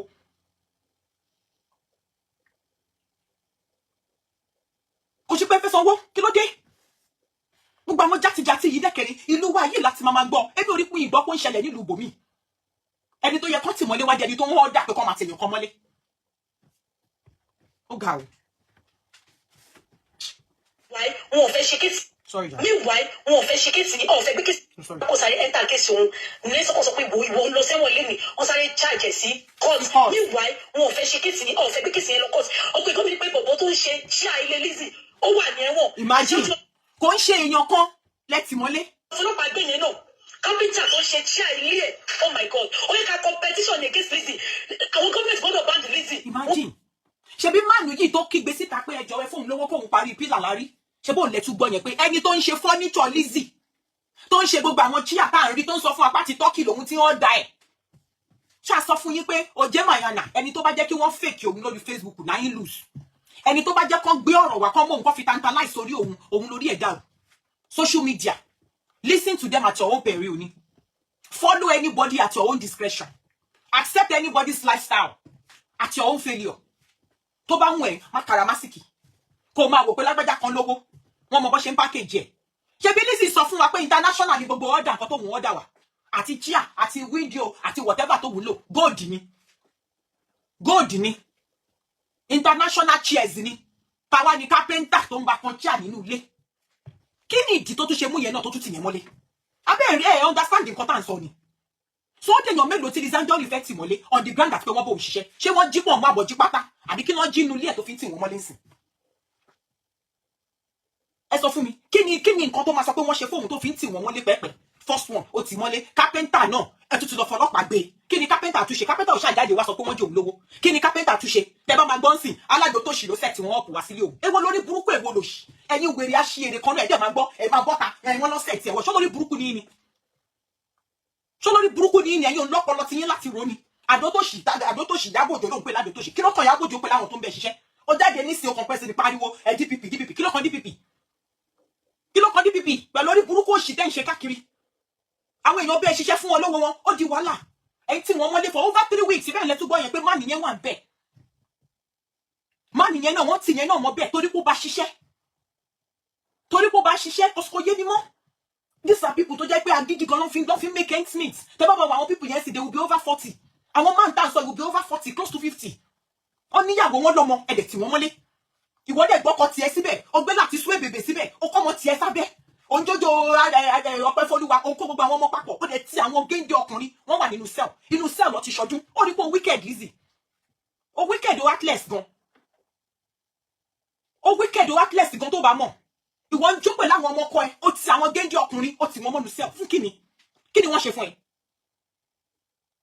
wọ́n ṣe fún ẹ ẹ̀yà ṣí èrè rádaràda kan wọ́n bá bíjà láyà pọ̀ nípa gbá èrè tó pèrè ẹ̀ nọ́ọ̀sì tó wà UK yẹn kó jáde kó sọ̀rọ̀ ẹ̀yà ṣí èrè dédé yìí ìbájá àwọn ọmọ yín lọ́n tì mọ́lé yamayama yẹn ẹjọ́ kó fò síbẹ̀ ẹ máa pàjọ orí burúkú pọ̀ ẹ máa sọ́sọ́ orí burúkú látàtòjú òbó yín ẹ máa ṣe orí burúkú tẹ̀ ń ṣe online ẹ nílé ìbéyàn sọ̀rọ̀ pé orí burúkú ni gbogbo eléyìí ẹ tún mú carpenter ẹ tì yẹn mọ́lé ó dèèyàn méjì all thanks to the family of those other guy tí wọ́n gbẹ́jọ́ lọ Gistlover tí ó bá ṣe bẹ́ẹ̀ kí ni fate àwọn méjèèjì yẹn kí ni fate wọn gbogbo ayé ń ṣọdún pẹ̀lú family wọn inú cell làwọn ti ṣọdún àbáṣẹṣẹ ṣọdún tán last week kọ́ la ṣọdún ni wọ́n dẹ̀ sọ fún pé wọ́n lọ sí èèyàn mọ́lé for over 2-3 weeks wèrè kan dẹ̀ wà ó kaṣọ sọ́run pẹ̀lú àwọn tiẹ̀ ó jójó òfò nínú ilé ó dẹ̀ mọ̀ pé ó ti àwọn kan mọ́nu ilé tó ń jẹ ìrora and you think báyìí ẹ̀ máa dá ẹ wá léyàn ṣe bí wèrè lórí social media ẹ̀yin ò mọ̀ pé gbogbo èpè tó ń gbà left right and center gan ìyẹn gan jóun everybody ló ń wọ́ọ̀kì fún Gistlover kí ni ẹ ta ni ẹ kí ló ní lọ́wọ́ táwọn èèyàn set ẹ up kí ló wà lọ́wọ́ ẹ̀ gọ̀gọ̀ èlò ló gbé dání àwọn young girls tó ní owó bàbá burúkú owó jù ẹ lọ tó tiẹ̀ lè mọ̀ Go. Kudo one question. That lady is insane. Honestly. Only for one day last 3 weeks. Only capital Lizzie. Lizzie to arrest here. This is such a week. If I don't go pay, kisi yẹn pé ẹ lọ tag wọ́n ní ẹ lọ àyẹ̀kọ́ àwọn ọlọ́pàá máa ń sọ ní pé ẹ̀yẹ lọ tag Nigerian police direct pé ẹ̀ tag Lizzie pé àwọn ò fẹ́ wàhálà o tí gbogbo ṣe sáré yọ ọwọ́ wọn yẹn pé àwọn ò fẹ́ kíṣẹ́ bọ́ ní ọwọ́ nǹkan tó yẹ kí court case yẹn tó fi rọrùn yẹn ọ̀pọ̀ gómìnà tó wá ṣe débi pé ó náà sọ láwọn máa tó gbé wọn lọ Scotland wọn ò ní lè pick up bail yẹn wọ́n nígbà táwọn máa fi gbé court kan àwọn gómìnà gbogbo wọn go everybody gbá nǹkan tó sọ pé Lizzie èké wọ́n bẹ̀rẹ̀ sí ká gbogbo nǹkan tẹ́kọ̀ gbàtọ́ wá débẹ̀ ní adájọ́ yẹn wá ní Lizzie èké this same Lizzie èké. Imagine. So everybody ti mọ̀ pé bàbá everybody ti mọ̀ pé bàbá àkú ẹ̀ bàbá wèrè ni. Everybody ti mọ̀ pé bàbá wèrè ni. Kí ló dé? Ẹ̀yin ìjọba ẹ̀dẹ̀ ń wòran. Èèyàn dẹ̀ ń wùwà dìgbòlugi lọ káàkiri báyìí. Ẹ̀dẹ̀ ń wòran. Ẹ̀dẹ̀ ń wòran ẹ̀dẹ̀ lè issue kiri pé kókó rí burúkú sọ̀hún. Àwọn ọlọ́pàá tó ń bá ṣiṣẹ́ gan. Ṣé kò ṣe time fẹ́ máa sọ fún pé láyé kó máa approach yín tó bá ti jẹ́ nǹkan gidi ló fẹ́ gbé wá. This is so crazy. Kí ló dé? Mr. Carpenter yẹn ṣì wà ní cell. Tí bá ṣe ń sọ yìí for over 3 weeks. For over 3 weeks, Lizzie Anjorin, ó dẹ̀ wà nílé tiẹ̀, ó ká àwọn ọmọ tiẹ̀ mọ́ra. Ó ń ṣọdún, ẹ wọ white and red, ẹ ń gbádùn ayé yín. And you are comfortable pé o ti àwọn baálé ilé mi tó yẹ kí wọ́n provide fáwọn family wọn fọ́dún. Bọ́ọ̀ tiẹ̀ lówó, bá tiẹ̀ lówó aṣáǹjẹba, bá àjọba aṣáǹjẹba. Bẹ́ẹ̀ lómi ò bá ra mọ́tò, ó ṣàrà picnic alágolo, ó dẹ̀ mọ bó ṣe ń yí agolo. Bẹ́ẹ̀ lómi ò bá lówó àti pẹran, aṣàpèkó èkó. N tó jájú ni pé kéèyàn jókòó ti family ẹ̀ lọ́jọ́dún kó máa wojú ara wọn bẹ́ẹ̀ yóò bá tiẹ̀ rí nǹkan jẹ èyàn á dẹ̀ wọṣọ àánú máa kí àwọn neighbor wa pé ó tiẹ̀ débẹ̀ ẹran mélòó kan ṣàjà sí wa lẹ́nu ìrẹsì gan já sí wa lẹ́nu ìyẹn bẹ́tà ẹ wá mú bàbá géńdé ẹ tì wọ́n mọ́lé ẹ fìyàwó àtọ̀ mọ́lẹ̀ àwọn yẹn wá káwọ́rọ̀ bàbá yín kọ́ wọn lè sọ fún wọn pé nǹkan báyìí ló ṣẹlẹ̀ Ọlọ́run á mú ẹ Lizzie Ọlọ́run á dá fún ẹ eléyìí ń ṣọ̀rọ̀ èpè kò sẹ́ni tó give a fuck pẹ̀lú àdàbí àtẹ̀pé ẹ mọ́ who cares who your èpè help bóyá òní ká má sùn tọrọ gbogbo bó ṣe ṣe ká fáwọn fámìlì yẹn tó jẹ́ pé nínú ọdún àwọn fámìlì yẹn igbe ẹkún làwọn ọmọ yẹn wà ìyàwó gan mi ò mọ bó ṣe fẹ́ gbádùn ara rẹ̀ lóyún fúlùwẹ̀ kọ́ kò ń wà ń sẹ́wọ̀n yẹn tí ò bá ṣe pé ó ṣe ló sáré sóúnjẹ tó gbé lọ fọ́pọ̀ ẹ̀gbọ́n nínú sẹ́wọ̀n tẹ̀tì mú ibi tó yẹ kó wọn àtọkọ ẹ̀ wà nílé bọ́n ti èrò oúnjẹ jẹ́ nígbà tó bá jọ fọ́ra wọn láàárọ̀ wọ́n inú wọn ṣàdùn páwọn wà together ìwà gbèrè ìwà òṣì àwọn gbèrè tó ń support ẹ ò rí gbogbo ìwòrí burúkú tó ń wó yìí táwọn pípù yìí bá wá jáde ńsìn ká bá sọ pé kan nu wọn ń sìn ó gùdù náà rọ kéèyàn ṣí blọọgì kó bẹ̀rẹ̀ sí ní fún ẹ tán kó bẹ̀rẹ̀ sí ní finish ayé ẹ wà wá ládùú tó ṣì kan ló sponsor ẹ wà ní Gistlover kan ló sponsor ẹ wà léèyàn kan ló set up ní mo ṣọ́ àpá àwọn carpenter ìgò máa sọ fún wọn pé set up ni wọ́n rán wá sínú ilé ayé ẹ ni bàbá dẹ̀ gbogbo táwọn pípù yìí ti ń bẹ ṣiṣẹ́ ìsìkòkò àmọ́ ìmí ìmọ̀ àtọ̀ tó wọn bẹ ṣiṣẹ́ for over 3-4 years ìjọ wo ló ṣe disclaim àwọn wèrè tó ń support ẹ káàkiri ó ti ẹ̀tọ́ ẹlẹ́nu gbàṣọ́rọ̀ tó jẹ́ pé kò mọ̀jú kó máa blog boss lady lọ nígbà tó disclaim ẹ̀ dànù sí ṣáré ò balẹ̀ ṣáré ò balẹ̀ ìwọ lánàá ìwọ lẹ́yìn kí ló dé wọ́n ṣépè fún ẹni tẹ́ bá tiẹ̀ máa ṣòṣì lórí Facebook àgbọ́ èwo ni kẹ́ máa fi life àwọn èèyàn kẹ́ máa fi tayín èwo ni kẹ́ máa fi life and existence àwọn èèyàn kẹ́ máa fi tayín kẹ́ máa fi task force kẹ́ máa fi ṣòpẹ́ lówó lọ́wọ́ tá ń lówó òfò tá ń lówó òṣì tá ń lówó ìdọ̀tí tá ń lówó tí ò ní sinmi èèyàn bá yín ṣiṣẹ́ give them their money and let them fuck off bíjà bá dé ẹjọ́ pín tó bá lè san gbogbo owó tán ẹjọ́ come to agreement iye tó máa san fún wọn lóhun wọn kọ́kọ́ ṣì lọ kó ní kálukú wábì kan gbà èwo ni kẹ́ máa fọlọ́pàá threat wọn kẹ́ máa fọlọ́pàá dé wọn mọ́lé káàkiri kẹ́ máa arrest wọn kẹ́ máa subdue wọn àwọn géńdé ọkùnrin tó jẹ́ pé ọ̀lẹ́ normal day wọn bí yàrá ya èrè kó dúró síwájú wọn kó bá wọn sọ wọ́n respect ẹ torí pé kíni wọ́n ń wọ ọlá owó wọ́n ń wọ ọlá pé òkè ọlọ́pàá ọ̀lẹ́ normal day dem born you wẹ̀ kó dúró síwájú má nílé tó lo face cap yìí gan tí o lè dúró síwájú ọ̀lẹ́ normal day láì má sọ ọlọ́pàá kó o bá sọ trash kó má lù ẹ́ lùkulù kó má yí ẹ mọ́ cement àti pílà tó lòun wá bẹ́ẹ̀ ṣe kó jẹ́ pé gidi lọ́ máa fi dé ẹ̀mọ̀ pẹ̀lú pílà yẹn nígbà tó bá ná tiẹ̀ tán àwọn èèyàn respect yín pẹ̀lú ipò tẹ́ bá wà wọ́n respect yín pẹ̀lú owó tẹ́ bá ní lọ́wọ́ wọ́n respect yín pẹ̀lú pé okay pẹ̀lú name àti kíní tẹ́ bá ní síbi ẹ ṣì máa lọ disgrace ara yín pẹ̀lú wọn náà ni ẹ ṣì máa lọ yẹ̀yẹ́ ara yín náà ni obìnrin o bó ṣe ń treat àwọn ọkùnrin gbàgbé orí burúkú tí ogun wọn bá form alliance against ẹ ayé ò ní rí bákan náà mọ́ àtiwá àti ẹni tó gbé sílé tẹpẹrẹ ayé lọ́kà àtìyàwó yìí tó bá mú ẹ̀yìn méjì ẹ gbàgbé pẹ́ kọ́lọ́pàá sẹ́yìn tó bá hẹyìn wọ́n fi kan ṣẹgbà fún kejì ni wọ́n fi ìkan ṣe ẹgbà tó máa fi nà kejì nínàkúnà wọ́n nà yín àná dákú wọ́n nà yín àná faint pẹ̀lú orí burúkú tẹjọ́ ń wù kiri àti ẹni tó gbé sílé tí ò lè control ẹ pẹ̀lú orí burúkú tó ṣe bí dìgbòlugi lórí social media kí ló dé kí ló ṣẹlẹ̀ honestly speaking Sister Onabanjo it's so annoying àwọn people yìí ṣiṣẹ́ fún yín ni why then tí wọ́n mọ́lé kiri why then tí wọ́n mọ́lé kiri àwọn officers yẹn gan ló yẹ kán tiẹ̀ gbé ó yẹ kán mú wọn Oh, you can't bring one to book. Honestly. Oh, you can't bring one to book. Oh, you can't discipline one your concon. This is rubbish. This is nothing but what? Rubbish and nonsense. Kilo de kilo shele. Can you just love anymore once in Kintewu? Ah. Go buy me to understand the gist. Okay. Jack or everybody in the page or kilo shele. Mo ka buy mo wo pe ah. You rubbish wo lele now. You rubbish wo lele. When you buy in share fún wọn lówó wọn. You rí kíni gist lover himself. Sister Koroski show wa lórí page yín. Then she be wèrè káàkiri lórí ìkànnì.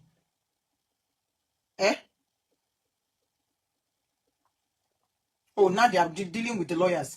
Ọ̀pọ̀lọpọ̀ gist lover láyé àwọn people yẹn. Oh, sorry. This is harassing this man with hungry clinic. Ọ̀pọ̀lọpọ̀ gist lover láyé wọn. Níbo làwọn ọmọ yẹn kí làwọn people yẹn ò bá máa rò. Honestly, Priestess Wisdom, for those of us asking where they ask for man number to give job, I'll post shortly. He has been bailed now with the arranged lawyers to go deal with Eliza. Yeah, we swear baby in the potopoto. The lawyer where Lizzie use self, that one they also for him payments. Charge and bail lawyer. Imagine Lizzie to the lawyer tie gon lowo. Oh, yeah. Lizzie to the lawyer tie gon lowo. But the case you ti pọ̀jù. Mo dey sure ko bó ṣe wà yẹn kò lè fún lawyer yìí lówó gidi. I am sure of that. Kò lè fún lawyer yìí lówó gidi tó yẹ kó gbà. Ó máa underpay and at the same time ó máa fi case báyé má nìyẹn jẹ́. Ó máa fi case báyé má nìyẹn jẹ́ at the end of the day. Charge and bail lawyer. This is the abuser lawyer. Ó ti ẹ̀dá. Olori burúkú ọmọ Ogun. This lover, please, don't kill me. This lover, please, don't kill me. Méjì tó wà lórí page yín ni sis. Oh, I think it's the same thing. The same voice note, not the one bed. The same voice note, not the one basis. Ah, so annoying. Hello, ma. Ma? You ain't gonna be me. What rubbish is this? The issue of lawyer also to weigh it. Hey, aye lawyer got it sian, ó ti tian báyìí. Ó ti gba, ó ti ṣe client gbà. Bóyá lawyer kan máa tún. Bóyá lawyer máa tún. Lawyer ṣì máa tún sẹ́ni báyìí. Lórí owó ẹ̀ wọ́n dé wèrè kó tiẹ̀ ti bá ẹ wà láyìí. Ṣé agídí ni mo sì fagídí ní ògbà my dear?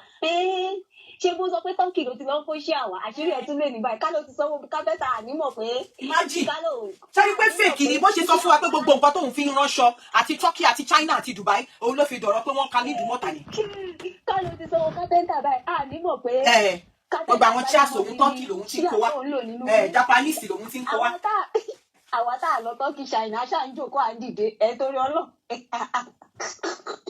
Pẹ̀lẹ́wèrè kú she has lost it o honestly because lójú mi báyìí ìṣe wèrè lókùtọ́ ọmọ yìí ìṣe báyìí o Ọlọ́run because tí ò bá ṣe ìṣe wèrè ni how can you start arresting àwọn tó ṣiṣẹ́ fún ẹ ṣágídí náà fi ń ṣiṣẹ́ ni ó dẹ̀ gbé fún Suebebe kó bẹ́ẹ̀ ṣe fílà ṣé Suebebe lè ṣe fílà kò bá ti jẹ́ kí Suebebe máa ṣe gbogbo iṣẹ́ yẹn náà ètò fi lọ́ mú gbogbo wọn tó dẹ̀ wàá gbéṣẹ́ fún wọn ò ní sanwó fún wọn wàá tún ṣe kí ni wàá tún láwọn ọmọ prison ojú ló ka ẹ̀dá ò bá tún gbé evangelist Tọ́pẹ́ Àlàbí sí prison àbí torí pé kò kọrin wèrè kó ó mà wá ga báyìí o mà rí eléyìí láyé mi o yìí ó dẹ̀ mú gbogbo wọn bẹ́ẹ̀ yẹn ó dẹ̀ ń ṣá wọn sí prison lẹ́yọ̀ kọ̀ọ̀kan all in the name of fún wọn bẹ́ẹ̀ ṣiṣẹ́ okay wọ́n ti pé ká ní pé gist lover wá táàgì Nigeria police nǹkan sọ àwọn èèyàn kàn máa sin níbẹ̀ ni. Àní bó ṣe wà ń bẹ̀ yẹn wọ́n lè bá ẹ ti gbàgbé aṣáà ti ní kéèsì kan rí tó jẹ́ over 100 days lólò.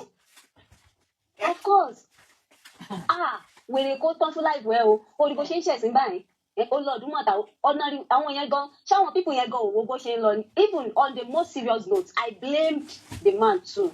Do you know why? Why? When somebody gave you a contract, you collected a contract of 3 million naira, right? Now, ó wá sọ fún ẹ pé ó máa fún ẹ ní 1.5 as upfront, which is the 50% payment. Exactly.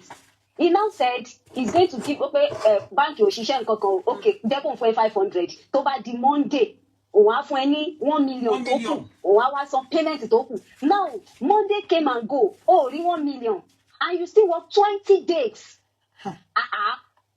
Ìgbà tó ti rí payment ẹ ní Monday yẹn kò fún ẹ payment excuse wo ni bá give and you say you were spending almost ó kéré jù tó náà on a daily basis lórí labour feeding and everything is 50k for 20 days. Lára 500,000 tó tún wá fún ẹ wèrè kan tó mú yín mọ́ra tó jẹ́ middleman tó lóun fẹ́ gba 200,000 nínú 500,000 can you imagine? Ọ̀pọ̀ pọ̀ òun ló tún jẹ má nìyẹn lówó nìyẹn o.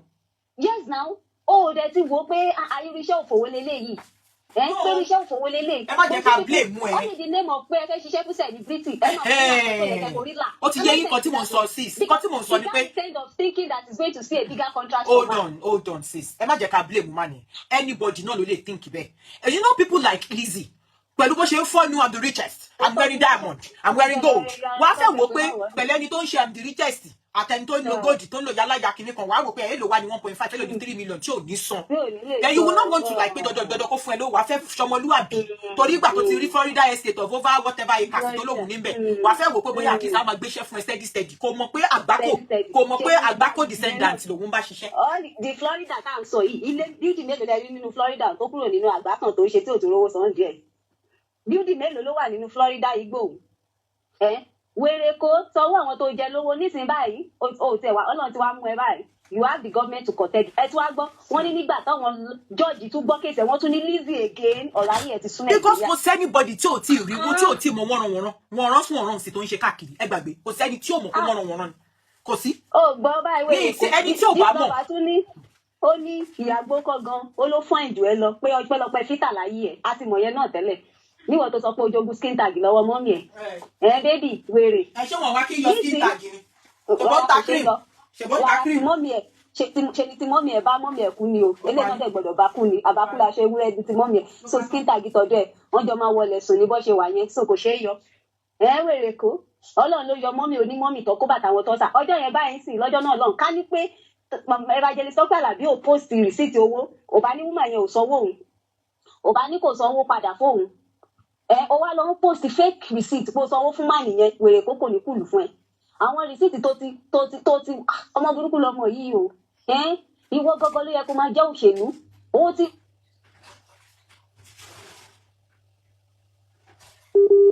gbọ́dọ̀ má perfect ìwọ tó ti ń jalè gánjà tó ti ń jalè gbogbo ẹ̀ wá ti mọ bó ṣe ń yí gbogbo ẹ̀ bó ṣe ń fà síwájú bó ṣe ń fà sẹ́yìn ẹ jẹ́ bá wa palẹ̀ Lizzy mọ́ oru náà máa fi lọ́mọ burúkú ìkúrò ńlẹ̀ Yorùbá last ibùgọ̀ àwọn ègùgọ́ ti dì sóòní ẹ desert ló máa gbé gbẹ̀yìn ayé ẹ bó ṣe wà yìí desert ló máa gbé sórí California paradise ẹ̀yẹ ṣé mo pààrin igbó adijù náà ló wà tẹ́lẹ̀tẹ́lẹ̀ ó máa ṣí sórí lọ desert lọ gbé ńbẹ̀gbẹ̀. ẹ ti ẹ̀ donosis tó bá ń ṣorí burúkú why is it that any small thing has to máa alter receipt why bó ṣe ṣe nígbà tọrọ Tọ́pẹ́ Àlàbí náà nìyẹn imagine bó ṣe ṣe nígbà Tọ́pẹ́ Àlàbí nìyẹn tó lóun kó 4 million tó ní ibi tí wọ́n wá ro irọ́ yẹn wọ́n 4 million ló sọ wọ́n wá ro irọ́ yẹn dáadáa ní ti Tọ́pẹ́ Àlàbí ẹlẹ́fún èèyàn ní 4 million direct èèyàn dẹ̀ return 2.5 fún yín àbí bẹ́ẹ̀ kọ́ ẹ jẹ́ sọ pé ẹ jẹ́ kó kúrò building láṣẹ kó so pé ó sanwó pé kó tó lọ so 1.5 tó kù gbọ́ bó ló wà.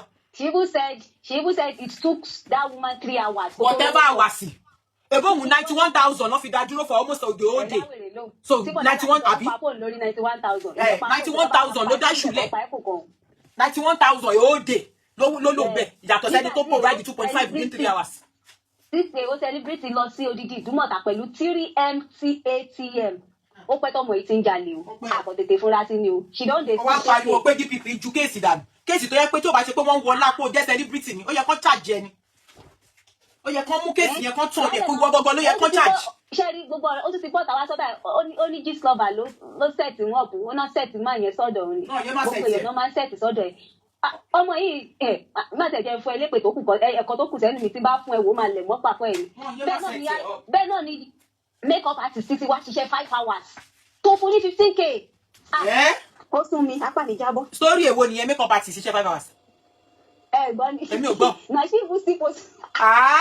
Adede wà online lọ́jọ́ yẹn ni o labari she even come talk say the lady worked for 5 hours wèrè kó gave her 15,000 as payment ó ní ṣe owó yẹn ò tí tó fún mi nígbà tó máa bọ́ta wá alternate story yẹn ó ló ṣẹlẹ̀ ní wọ́n ti ná 2,000 kí ló wá ló ti ṣẹlẹ̀ yẹn even the year tó sọ pé ó ṣẹlẹ̀ yẹn gan. ok òun àti Déwùnmí. ó wá nítorí pé òun ò fún lówó oúnjẹ lórí sẹ́ẹ̀tì ló ṣe plot against him she's full of manipulation that silly girl of a thing èyàn ṣiṣẹ́ 5 hours òun fún ní 15k ìkà lọmọ burúkú yìí o anyway náà kò dẹ̀ yẹ ká máa wà surprise pé Lizzy ṣèkà o because téèyàn bá lè wò ṣùṣùṣù tó tí yẹ kú mọ lójú tí ò tọ́jú yẹ tí yẹ fi kú ṣé o lè wà ní ṣèkà fọmọ ẹlòmíì ojú àánú Lizzy ti gbẹ bó ṣe wà yẹn kò sẹ́ni tí Lizzy ò lè ṣe jàǹbá fún in fact bí ààrẹ bọ́ bá ṣe ti ṣe é sùn láyọ̀ tó jí láyà tàlàfíà ọwọ́ Ọlọ́run ló wà tọ́jọ́ tí yẹn bá ṣe mistake ó lè jókòó pekupeku ló máa fi wàhálà àwọn méjèèjì nìyẹn ń pẹ́ kan tó wọ̀ tẹ́bà tó bá fi ra wọn ṣe. ìyẹn ò kọ̀ wá ń bọ̀ kó máa gbé àwọn èèyàn wá sí police station yẹn ni ò lè wọ́ọ̀kì o àwọn ọlọ́pàá tó ṣiṣẹ́ yẹn ó yẹ kó páàkì wọn kíṣẹ́ bọ́ lọ́rùn wọn ni Honestly, iṣẹ́ tó ń ṣe nìyẹn. iṣẹ́ burúkú gbáà ní iṣẹ́ tó ṣe yẹn.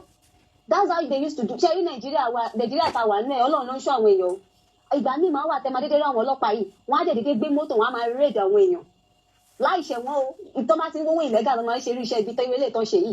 Wọ́n á dẹ̀ rédè àwọn èèyàn pátá wọ́n á kó wọn sínú cell. They will put them inside the cell. There was a day like that náà lọ́jọ́ náà lọ́hùn. Tọ́ dédé rédè àwọn èèyàn. A man was even going to his work. Ibi iṣẹ́ ni máa yẹn lọ. Despite showing them inside the card. Wọ́n gbé máa nìyí o. Wọ́n ní kó máa fowó bẹ́ẹ̀ lára ẹ̀. Ìyá alágbo tó ń kiri àgbo lọ lórí títì wọ́n ṣá. Àfi sùúrù. Gbogbo owó àgbo tí ìyá yẹn pa ló fi bẹ́ẹ̀ lára ẹ̀ lọ́jọ́ tá à ń sọ yìí. Àfi kọ́lọ́run ṣàánú. Even me sef gan èèyàn kan tó ní kéèsì tí mo lọ bẹ̀ lọ́wọ́ gan that will be the first time tí màá yìn yé ní tear gas láyé mi I landed in an hospital àwọn olórí burúkú àwọn ọlọ́pàá wọ̀nyí wọn ò lè ṣe rere láyé wọn.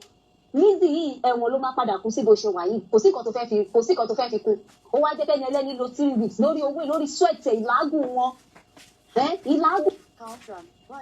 àwọn òwò kí ló ń gbéṣẹ́ fún wọn fún. A man has come out sometimes ago náà lórí iṣẹ́ ilé tó ń ṣe yìí náà èèyàn mélòó ló fẹ́ sun ẹ̀wọ̀n kó tó parí California ọ̀ràn tó ń kọ́ yìí.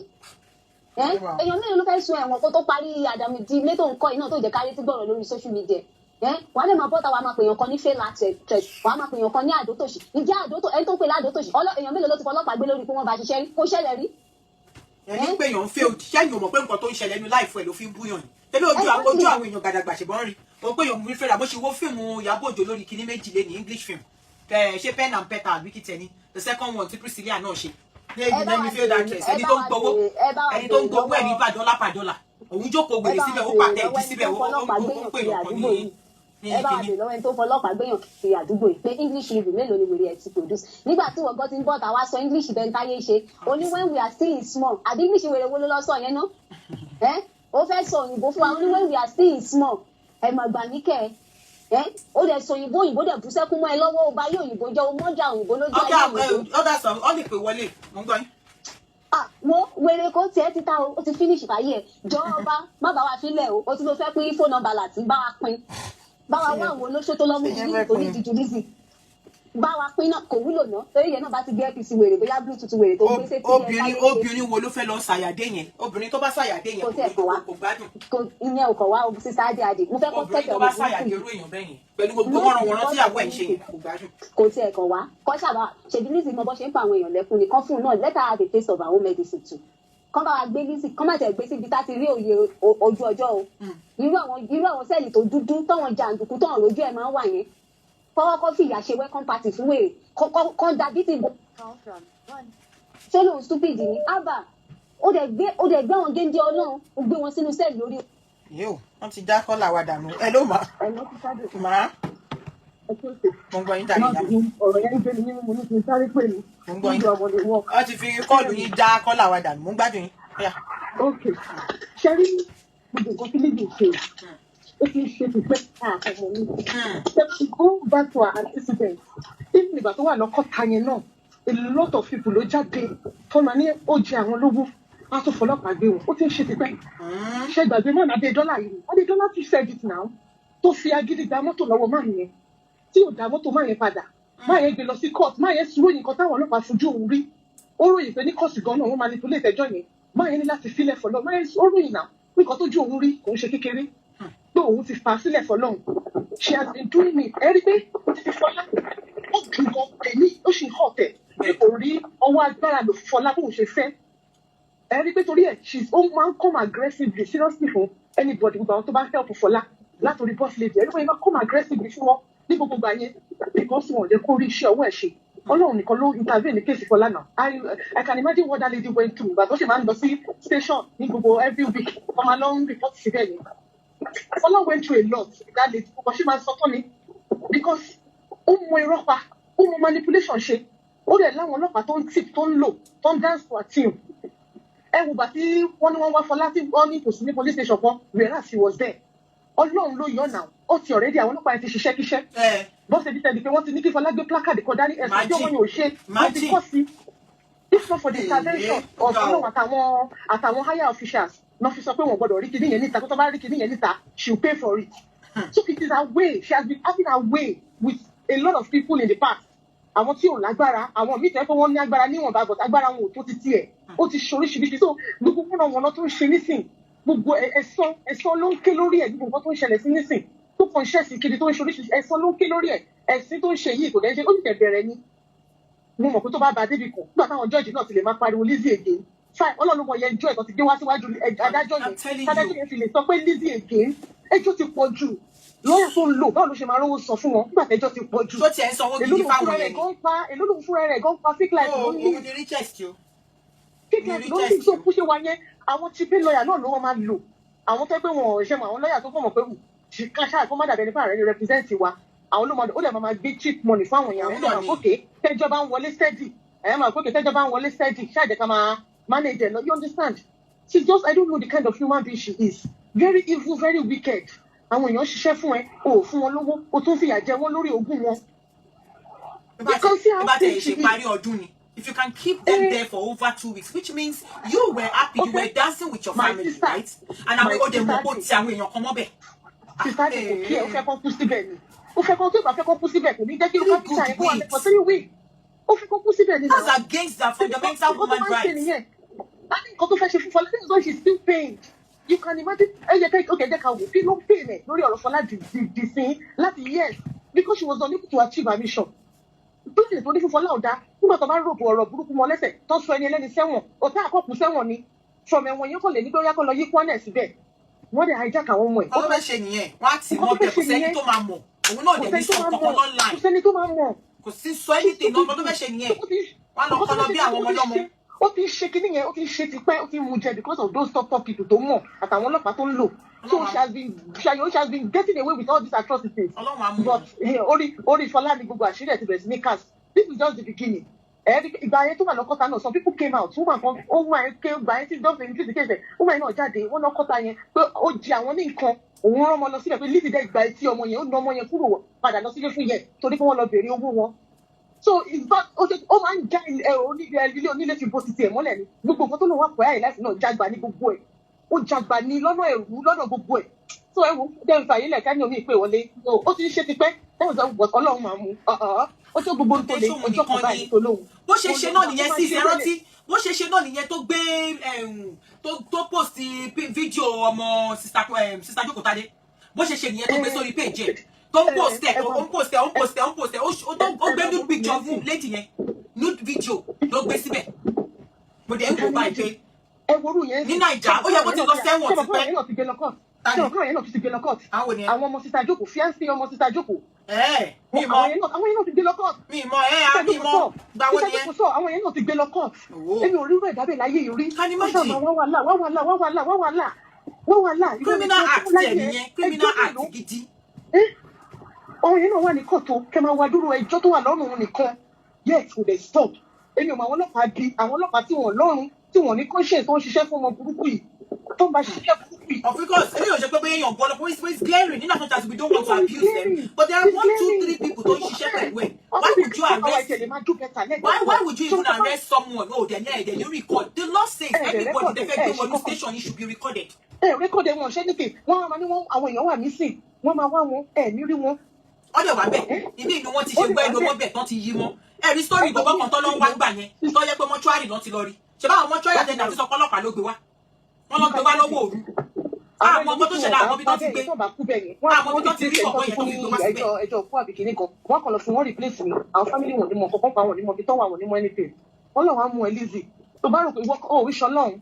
Ó kì í ṣọlọ́run. Mo dẹ̀ mọ̀ pé Ọlọ́run tó lágbára tó dá ẹ gan. Wọ́n náà ti lè dá ẹ. Tó ti sáré wá twist àwọn èèyàn tó sáré wá manipulate wọn. Ẹni tó ti sáré àtàkì ọ̀rọ̀ makeup artist yẹn tí sísá kọ́là tó sọ̀rọ̀ tó ń sọ sìn. Ọ̀rọ̀ makeup artist yẹn recently lọ̀rọ̀ yẹn ṣẹlẹ̀ o. Torí pé ẹni yẹn release the voice note voice note Lizzy tó ti ń bú ẹni yẹn 10 minute conversation wọn. Ṣé mọ̀ pé lady dẹ̀ jáde ó dẹ̀ wá manipulate ó wá rò pé wọ́n ti dé òun of. So ìgbàgbé pé nínú voice note yẹn ó dárúkọ makeup artist yẹn. Ó ga o. Orúkọ makeup artist yẹn ó dárúkọ ẹ̀ nínú voice note yẹn but because she just wants to come and manipulate ṣe mọ̀ pé ó dẹ̀ lọ wọ́n déhùn mi lẹ́sẹ̀ pé déhùn yẹn mọ̀ makeup artist mi déhùn mi ṣe nígbà yẹn àwọn makeup artist àwọn ní fíìmù wọn yẹn ó dẹ̀ lọ mọ̀ pé makeup déhùn mi ni ó release the voice note yẹn nǹkan tí gbogbo ayé lè gbọ́ pé òun déhùn mi gan kọ́ lélẹ̀ number 1 number 2 ó tún dárúkọ lady yẹn ó ní makeup artist ó tún dárúkọ ẹ̀ ó underpay lady yẹn náà ni for 5 hours ní ìgbọ́rí. Kí wá lákòrí burúkú and the richest and the richest. wọ́n ṣe 15,000 ló sọ fún yẹn but iye yẹn cheap but very ẹ máa wọ́n dàpọ̀ ṣé makeup artist ṣì ń gba irú owó bẹ́ẹ̀ yẹn lọ́wọ́ àwọn èèyàn ṣá home service for that matter. I understand kí wàá lakọ I'm the richest tó pariwo when you go about having issues with the workers when you don't pay them. ṣètìlí ọ ní empty barrel ló máa ń pariwo ṣẹlẹ̀ wọn pé àwọn tó bá ti rí pé ọ máa fẹ́ gbéraga ju bọ́wọn ṣe wà lọ wọ́n fẹ́ ṣàkọlù àdé richest ẹ wo fún Akíndélé ó fly lọ sí Zanzibar pẹ̀lú makeup artist rẹ̀ ó fẹ́ force respect on herself wọn ò dẹ̀ kí force respect èèyàn àwọn èèyàn ló máa respect ẹ tó bá rí ẹ bó ṣe rí gan wọn á respect ẹ but kò gain recognition yẹn tó kò gain fame yẹn tó ìyẹn gbogbo ariwo tẹ́ṣe ní tó máa ń sọ pé I'm the richest and the kìnìkan yẹn ìyẹn lè ṣe ń dé bá because ó ti parọ́ jìnnà ẹ wúru ìjùmọ̀ta yẹn náà náà ìjùmọ̀ta gbogbo kí ni is real kò sẹ́ni tó ń parọ́ mọ́ but àwọn gullible followers ẹ̀yìn ọmọ ní àwọn parọ́ mọ́ ni o wọ́n parọ́ mọ́ ni o wọ́n parọ́ mọ́ ni o ṣé gbogbo èèyàn ló ń parọ́ mọ́ ni ó kì í ṣe bricklayer yẹn tún parọ́ mọ́ ń sìn. àwọn òmùgọ̀ máa fò jáde náà là ń sìn ẹ̀rí orí burúkú tó máa wá pa àwọn tó ti yàgò ẹ ṣe jàre ìyá mi jẹ́ pé mọ́mì ti pè mí kọ́ ọmọ mi bá àwọn ẹlẹ́sìn rẹ̀ káwọn èèyàn á ṣiṣẹ́ fún ẹ̀ wá máa tì wọ́n mọ́lé kiri bí olóṣì kí ló dé ẹ lò ní 3 million tó lè san ẹ ló mà. Yes, mommy. Inú lady Ọlọ́run inú ẹ̀dẹ́ èèyàn gbọ́dọ̀ máa bí yàn inú Lizzy ń bí mi ó bá pé Naija ni mo wà tó bá jẹ mí ní 100,000 màá fi 500 màá fi arrange àwọn tó máa lù ú torí ẹ̀ máa fẹ́ dàrú wọn in fact mi mọ Naija kan tí ó dàbí Naija ti rọ̀ ń sìn ni kí ni Èkó náà bí mi sí èèyàn kan wá my good God màá ti wá èèyàn wọ́n máa bá mi ìkọ́ kí n lo 500 lórí 100,000 tí n bá máa gbà lọ́wọ́ ẹ̀ wọ́n bá mi lù ú kẹ́nu ẹ̀ wọ́ sẹ́gbẹ̀ẹ́ kan nínú gbogbo rubbish yẹn ó ṣe máa fi ọlá gbà àwọn èèyàn lójú òde lọ́lá kankan kò ní owó she has nothing ó kàn ó jàgbá bí jàgbá lọ́hùn jàgbá ọkọ ẹ̀yẹn náà oníṣẹ́bí ní láti. Elinefe welcome on board. Because I heard his voice. What's your former agent? tó ń sọ fún kápẹ́ńtà yẹn pé orú òṣìwò ló ń ṣe kíníkan ó máa arrange kọ́lọ́pàá wa gbé kán ṣe kíníkan you can imagine. ó yan ọkọ ẹ àbí láti dàgìnìdọ́rọ̀ yẹn náà. so wọ́n jọ mọ̀ pa yìí. òpònú àgbà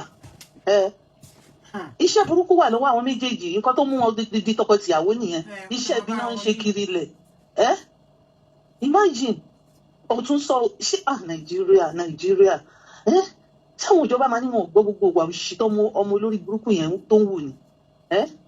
Iṣẹ́ agbanipa ni Lizzy ń ṣe iṣẹ́ agbanipa ló ń ṣe kò ní business kankan apààyàn ni wàláì apààyàn ni kò sí ìpàdé àwọn tó yẹ pé wọ́n máa dé pẹ̀lú ẹ̀ tó yẹ pé wo ọ̀dà mo ti gbọ́ ọjọ́ ń bọ̀ lọ́lọ́run wí ọjọ́ ń bọ̀ Ọlọ́run máa mú èmi mọ̀ pé Ọlọ́run máa mú torí ìyà tó fi ń jà àwọn èèyàn ti pọ̀ jù kí ló dé wàá ní kán bẹ́ẹ̀ ṣe nǹkan wàá ti post ara ẹ̀ bẹ́ẹ̀ pé olówó ni ẹ bẹ́ẹ̀ pé kí nìkan àwa àdìpọ̀ fẹ́ sanwó wọn á di bàrẹ́ á di wàhálà fún á di ìṣòro fún ẹ wàá máa tún fi ní wọn lára ó mọ̀ lọ fi àwọn pípù yẹn sínú ẹ̀wọ̀n kán má lè ṣọdún ni. wọ́n dẹ̀ rò pé ọjọ́ ayọ̀ ló àwọn kápẹ́ńtà ilé wa jẹ́ muslim tó pé ó máa fi wọ́n dá àwọn fámìlì wọn lóró nílé. ẹbí kò ṣe ọmọ ọba rẹ́dì láti dín pẹ̀lú ẹ̀ wọ́n mọ bó ṣe máa kọ́ Ọlọ́run lé lórí. àwọn ọmọ báwọn ìyàwó àwọn yẹn máa lálà ṣe kiri láti yọ ọkọ wọn ni àwọn ọlọ́pàá olóṣì kan dẹ̀ wà Nàìjíríà yẹn. àwọn òdi ẹwù tó nice ṣáàjẹ white cloth ló wọ̀ kó yí sódì. kò sí ìrí ọmọ Èkó torí ẹ̀ yí gidi wọ́n á wọ ilé ẹ̀ wọ́n á lù wọ́n á tún dáná sun ilé ẹ̀ kò ìmọ̀ nǹkan kan. àwọn èèyàn ṣiṣẹ́ fún ẹ kò yẹ kó wá bẹ̀ kò yẹ kó wá ṣe tàǹbà bí ala services ni wọ́n fi sweat wọn ṣiṣẹ́ fún imagine tí àtolóòrò láti China láti Spain àṣẹ kápẹ́ńtà Nàìjíríà ló bẹ̀ kọ́ mọ́mọ́ sọ́kọ̀jẹ́ sọ kiri yẹn parafet tàbí kí náà pè nígbà ìlọ́nìkan tó máa ń lẹ̀ mọ́ gbogbo chia nìyẹn tani golden chia àti Spain ló ti wá kíní kan dọ́là sí ọlọ́kọ̀ nǹkan tó yàn bá pè rẹ̀ náà ni ó pè rẹ̀ àmọ́ kò ṣe pé kó wá máa ṣe kó má lè sanwó àpò. tí mo fi gbà fún Amẹ́ríkà nìyẹn o ò lè ṣiṣẹ́ fún èèyàn kó lọ rìpọ́ọ̀tì pé kò sanwó ẹ̀ á san times 10 ẹ̀ fún ẹ abuse burúkú ni èèyàn render service wọn ò ní sanwó wọn wọ́n ti wà lọ tì wọ́n mọ́lé just imagine that ṣé mo pé kò lẹ́mi Ọlọ́run rárá ìkà burúkú ẹ wá ní kí pìtìpìtì ayé má ba ó ṣẹ̀bẹ̀rẹ̀ ni Ọlọ́run máa mú fún kó tiẹ̀ lọ detain àwọn èèyàn unlawfully wàá kàn da detain wọn sí kínní wàá gbàgbé wọn síbẹ̀ ìwà á máa bọ́ sórí live wàá máa sọ pé àwọn kan náà ń ba Nàìjíríà jẹ́ whereas ìwọ ló ń ba Nàìjíríà jẹ́ ó mú gbogbo àwọn youth tó yẹ kán ṣe rere òun kọ́ wọn ní kọ̀ọ̀kú kọ̀ọ̀kan máa bẹ́ẹ̀ bú kiri. báwọn yẹn àwọn yẹn ló fẹ́ bá yí ara wọn jẹ́ kí ló pè máa wọ orí gbogbo wọn tó ń ṣí blọọgì jọ gbogbo ọmọ kan rẹ̀ mi ni pé ọ̀ ṣí ọ. mo ní sàmù ilé iṣẹ́ òbí kan dẹ̀ wà níbi àwọn ilé mo máa dúpẹ́ tèmi Ọlọ́run. tèbọ́ ti ń blọọgì mọ́mì Juma ẹni tó wà lọ́ndà profile yẹn wàláì kò lè tó ya yẹn kó tó kú dànù. Ọlọ́run aláṣẹ gbọ́ wọn gbé pè kò lè tó ya yẹn kó gbẹ́gbẹ́lẹ́ mi tó gbà dànù fún. Tí mo sọ kó wọkà mi kan tó ṣe love sí like sínú. Tó ní yorí àjọ vampire ọmọ òṣì ọmọ rádaràda torí pé support. Wọ́n bó ṣe kú màmá Anonymous yẹn náà náà. Náà ni kọ́ máa forí wọn gbé pé ọmọ òṣì rádaràda. Wọ́n bá lè yàn sọ́kọ́ tó bá support fọpọlọ sí. Ọmọ tó yẹ kó ti fi ṣe nǹkan oṣù dànù. Olóṣì ọmọ játijàti. God bless my team. Ẹ lè rí rédèrèdè lọ́dọ̀ wa. Máa blog kí ló kàn wá. Kí ló kàn wá àti máa blog àti máa blog. God àti bọ́tà pé no, I don't want that. Ló kàn wá àti máa blog ìyóníyà. Kí ló kàn wá? Ìyóníyà tí ó ṣe tó lẹ̀ báyà. Ìyàwó òjò tẹ̀ ń bájà tó ṣó jẹ́ ó ṣe yìí. Donation kankan kó ṣe rí blog ìyá. Ọlọ́run jẹ́. Ìbẹ̀rù Ọlọ́run nípìnlẹ̀ ṣọgbọ́n. Kí ló dé? Wọ́n dẹ̀ ń kí wọ́n ń sà olóhùn mẹ́ tó kú. Wọ́n máa sọ abúlé èmi ìwájọ́ tó máa bú mi o. Ibi ni mo wà o. Ẹ̀ka gbúrò Naija. Wàláì, á gbúrò Naija. Á mọ̀ pé wèrè ju wèrè lọ. Wọ́n á wọ ilé ẹ̀ lọ ni tó bá dẹ̀ ṣòṣì wọ́n á sun gbogbo ilé ẹ̀. Ẹni tó rí ẹ̀ ò pé. Nǹkan táwọn ọmọ Igbo gbà nìyẹn. Ẹ wo orú nǹkan tó ṣẹlẹ̀ sí ilé tó wá mú bàbá mi láti US yẹn. Ṣé báwọn youth náà help ẹ̀? Náà assist ẹ̀ ní state. That's one thing I love about Igbo. Nǹkan tó dẹ̀ bá jù náà nìyẹn. They don't tolerate nonsense. Nǹkan tí youth wọn bá sọ pé fẹ́ ṣe ló máa ṣe. Tó bá dárí sọ ẹ kó fẹ́ díù pẹ̀lú ẹ̀ wọ́n á díù pẹ̀lú ẹ̀. Youth wọ́n ní power àbàjẹ́. Yes, wọ́n ní that commitment, that love, that kìíní yẹn bond yẹn wà láàrin wọn. Ó máa ń rí bẹ́ẹ̀ ní pàtì àwọn Yorùbá náà. Tí wọ́n fẹ́ da yẹ̀pẹ̀ bò ń mọ́lẹ̀ tó ń kígbe ní gbogbo àwọn youth àdúgbò jáde. Ó máa ń rí bẹ́ẹ̀ náà ní Yorùbá. But the point lórí eléyìí òun ni pé ẹ máa sọ̀rọ̀ pé Yorùbá bàjẹ́. Àwọn ọ̀dẹ̀ bí yín re nǹkan tẹ̀ ń ṣe pẹ̀lú Yorùbá ẹ̀ lè bá Ìgbò ṣe. Ọmọ yẹn sọ pé tó bá tó bẹ́ẹ̀ kó má gba Yorùbá síṣẹ́ kó gba Ìgbò àtàwùsá. Tó bá wá bídà kó jẹ wọn lówó kó bá fọ̀ lówó. Kó fẹ́ cheat wọn. Kó try ẹ̀ pẹ̀lú ọmọ Ìgbò. Kíjì pa òǹṣàwọ̀. Kó try ẹ̀ kó jẹ́ ọmọ Ìgbò ló ń bá ṣiṣẹ́ kó má fún lówó kó wá tì mọ́lé kó wo nǹkan tí yẹn mọ́ kó wo comeback yẹn ọmọ Ìgbò tí ò rán ẹ̀. Ó ti mọ̀ kó máa já síkú. Ìgbà ṣe tó fẹ́ ṣe. Tó bá ti sọ̀rọ̀ àti bọ́tà àti máa manipulate àti máa sọ àti máa yí àti máa òun ọ̀rọ̀ sọ ẹnu ẹ̀ tó fi ń sọ̀rọ̀ yẹn ni màá ní kó bá mi target kán wọ́ sẹ́gbẹ̀ẹ́ fún tí ò ní lè jáde for 3 months. Kò mọ kíní mi ni o tó bá pọ̀ mọ̀ mi wá bú mi ibi ni màá ti ní kán lọ arrange mi ní kówó tí màá ná kán bá mi lù kán lù bí kó kú tó bá tún lẹ́nu kó bọ́ta ilé ẹ̀yìn á lọ sí. Ó dẹ̀ ti sáré jáde ó ti wá manipulate ó ti bẹ̀rẹ̀ sí ní pé DPP kan yẹ kó fún ẹ̀. Ṣé ó sanwó ìdọ́dọ̀dé ni? Owó kọ́ọ̀tì yẹn ṣó sọ. No yóò ti ẹni yẹn ò ń ṣe up for discussion láàrin gbogbo àwọn yẹn just ṣẹmọ out of. No nǹkan tẹ́mi try láti sọ ni pé ṣé bí ara ìwà tó ń wù má máa sanwó tó máa òun máa jẹ́gun náà nìyẹn pé kí náà fẹ́ ṣe fún un. Ìwọ ló pẹjọ́ tíjọba lè sọ pé o sanwó o san so ká máa sọ àwọn ordinary person tó ń ṣiṣẹ́ fún nǹkan tí mò ń sọ nìyẹn náà. Ok ẹ máa wọ́n ti ń lórí ìyẹn ń ṣeré ni lásìkò bá tó fura là. Ọmọ àrédè àwọn olórí burúkú àwọn yóò lóṣì àwọn yóò lóṣì olórí burúkú bí. Ó ti ká pẹ́ńtà náà mọ́lé tó bá yọ̀ ṣì máa ti pẹ́ńtà mọ́lé ó yìí máa ti ẹni tó ń wa trọ́ọ̀kì mọ́lé. Yóò sí ọpẹ́lọpẹ́ eré dọ́dọ̀ àti Ìyábọ̀ Òjó lórí Fọlá ni nǹkan táwọn ìkọ́ làwọn máa sọ náà ìjà tó tẹ̀ fi jẹ́ gan kọ́ kó tó di pé Ọlọ́run gba ọmọ yẹn lọ́wọ́ ẹ̀ ó fẹ́ pa gidi ni ó ń lépa láti pa ni Ọlọ́run yóò gbà fún. Mo wá lọ kọ́ àwọn ọmọ tó bá tẹ̀jẹ̀ fáwọn èèyàn bẹ́ẹ̀ náà ni kí ló ń porúkọ onífolójú yẹn náà fò jáde nọ́ọ̀sì UK ó bẹ̀rẹ̀ sí ní tútùkùtù orí burúkú ó ń tútùkùtù oṣù wọ́n mọ̀ pé ṣé ìyálédé yàbí sówó ná ìyálédé yàbí sówó ná àwọn ọmọ tí ò gbé lọ́dọ̀ ẹ̀ àwọn ọmọ tó impact life wọn positively ilé yáde ẹ kóra yín jọ wọn láti gbogbo wọn tẹ̀lé yẹn not interested in all that. Nǹkan tó mú onífolójú change ni pé wọ́n expose ọmọ Indianapolis. No kò ṣe bàbá ńlá ni mo sọ o. Owó tún lónífolójú. Nurse UK. Ìyá tó máa jẹ yẹn ó ń ṣe press up lọ́wọ́ ìyá tó yìí máa jẹ ìyá òṣì yẹn pẹ̀lú irun ajankólókòló yẹn Ọlọ́run á mú gbogbo wọn torí èwo ni kéèyàn rò tọ́lẹ̀ kẹ́ máa sọ kẹ́ máa purọ́ òótọ́ hàn kedere báyìí mo ti screenshot èèyàn kan tó pa àjọ ṣiṣẹ́ ní Lagos State tó ń fọ́lù ẹ̀ mo ti ní ìjọ tí n bá ráyè yẹn máa wọ DM máa sọ pé ó ní láti jẹ́ pé ìwọ náà níwà tí Lizzy Anjorin ni mo rí ẹ báyìí lórí kìíní òun fọ́lù Lizzy Anjorin ṣé ti yín di ní àbójú yín fọ́ ẹ rí nǹkan tó ń ṣe kó gbogbo àwọn ọmọ wẹ́wẹ́ ẹ̀yin náà ṣàbíamọ ẹ̀yin náà bímọ kó bá jẹ́ ọmọ tí yín ló kó síbẹ̀ tó ń lu ṣẹ́rẹ́ lé wọn lórí inú yín máa dùn wọ́n kò pa sọ́dọ̀ mi o máa fi hàn pọ́ mi kò lè mi àtọ̀hún rìn wá lóhùn wọ́n bí mi sẹ́kọ̀ọ́ forí mi sọ̀lẹ̀ mi ń ṣe kíní ọmọ Ìjẹ̀bú ni mi o bẹ́ẹ̀ máa ṣòfò pé mo gbá àárín Èkó nítorí òpè àjẹ́ máa ṣe àtúmọ̀ àyàn àtúmọ̀ àbọ́ta máa purọ́ àwọn wo ló ń dà lórí rú àbó ló ṣì lọmọ yẹn ni ṣó ló ṣì ló bí ni àbó lórí burúkú ló bí sáyé ni nínú ẹ̀ tẹ̀ ń bí mi gan àwọn èèyàn ṣiṣẹ́ fún ẹ ṣé ẹlòmíín jábọ́ látòkè yẹn tó bá ń ṣe iṣẹ́ ilé yẹn tó pé kò ní gbádùn ara ẹ̀ mọ́ wọn wá fi gbogbo agbára wọn ṣiṣẹ́ tán wọn kò wá ní fún wọn lówó wọn ó wá ní kórí burúkú má bá òun lọ́jọ́ alẹ́ olùṣí ọmọ àlè ó máa gbọ́ ọ kí ṣubú mọ̀ yàn bí ẹ̀ tẹ́ pé pé ń jà ó dàbọ̀ jàre my sister inú bí mi ó dàbọ̀ báyìí. ẹ jẹ́ ká máa lọ náà tó bá dọ̀la tó bá dọ̀la àwa tá bá rí update lọ́dọ̀ Gistlover àwa tún fún yín ní update but èyí tá a rí yìí ó ló jẹ́ ká fi jáde this is unacceptable, this is evil, this is pure wickedness. Ẹni tó bá ṣiṣẹ́ fún ẹ give and take ni service ni render service lọ render and then you have to do what you have to give them their money tó bá jẹ́ pé monetary times lẹ́jọ́ sọ tó máa fi exchange service. Putting them in jail, sending them to cell, using police to harass them is that of, especially blocking their account, using their accounts to track them. Láì ṣe pé wọ́n ṣe fraud. The only reason tó lè fi fẹjọ́ sùn pé kán block account èèyàn ni pé tẹ́ni yẹn bá ṣe fraud. That's the only reason. But you now targeting people's accounts as a way to track them down over silly, stupid cases is uncalled for. It's unwarranted. It's nonsense. Kò ṣe nǹkan tó fẹ́ dúró síwájú court lọ sọ wípé ìdí tẹ́ fi block account ni pé ìwà àti ẹni dispute lórí owó iṣẹ́ tẹ́ jọ ṣe. How I wish I would be the judge. Because Makoko wo ẹni tó sọ̀rọ̀ pé ṣé ò ṣí èrè. Is that why you block the other person? Is that why you track the person down using his account? Hello? Hello? Hello, Sadi. Yes, ma'am. Ẹ káàárọ̀. Yes, ma'am.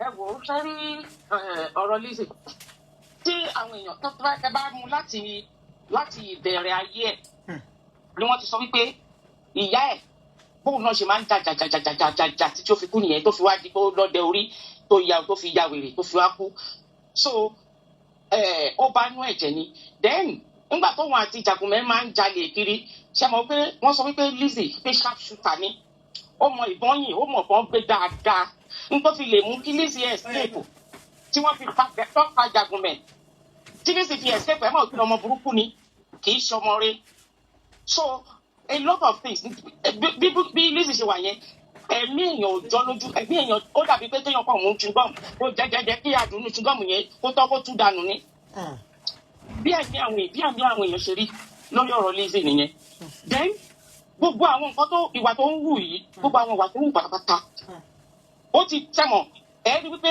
kò sí bó ṣe lè jáde ó fẹ́ lè gbé ọlọ́pàá pé tóun bá fẹ́ lọ tọ̀ àbí tó bá fẹ́ lè yàgbẹ́ wípé kó fẹ́ gbé ọlọ́pàá tẹ̀lé ra ẹ̀kọ́ lọ́tọ̀ ni ṣáà gbogbo ìhàlẹ̀ àtẹnu tó ń ṣe lórí Facebook yẹn wọn ò bí ìyálàyà ẹ̀dá ní ojúkorojú tí ò sí ọlọ́pàá tó máa tẹ̀lé kí Lizzy bẹ́ẹ̀ á máa bẹ̀bẹ̀ ní ọmọ akúnlẹ̀ ni bẹ́ẹ̀ ìwọ̀nba pé ó ń ṣe oògùn ó dẹ̀ ń kó ọlọ́pàá kiri ẹni tó bá wà ní mọ́tò tó bá ń lọ bìkan ẹ máa gbá payún níbi tó rí ọlọ́pàá àwọn alátẹnujẹ ọlọ́pàá tó rí wọn ti dàrú ní Nàìjíríà tó ń gbowó lọ́wọ́ ẹ̀ tó ń gba chicken change lọ́wọ́ ẹ̀ tọ́rọ̀ pé ó jẹ́ kankan àwọn yẹn ni wọ́n kì í láyà tó fi ń hùwàkiwà Lizzy ó sọ pé òun ni king of queen gbogbo social media pé wọn bí yàrá ya ẹni bòdì rẹ. Nígbà wo ló sọ yẹn?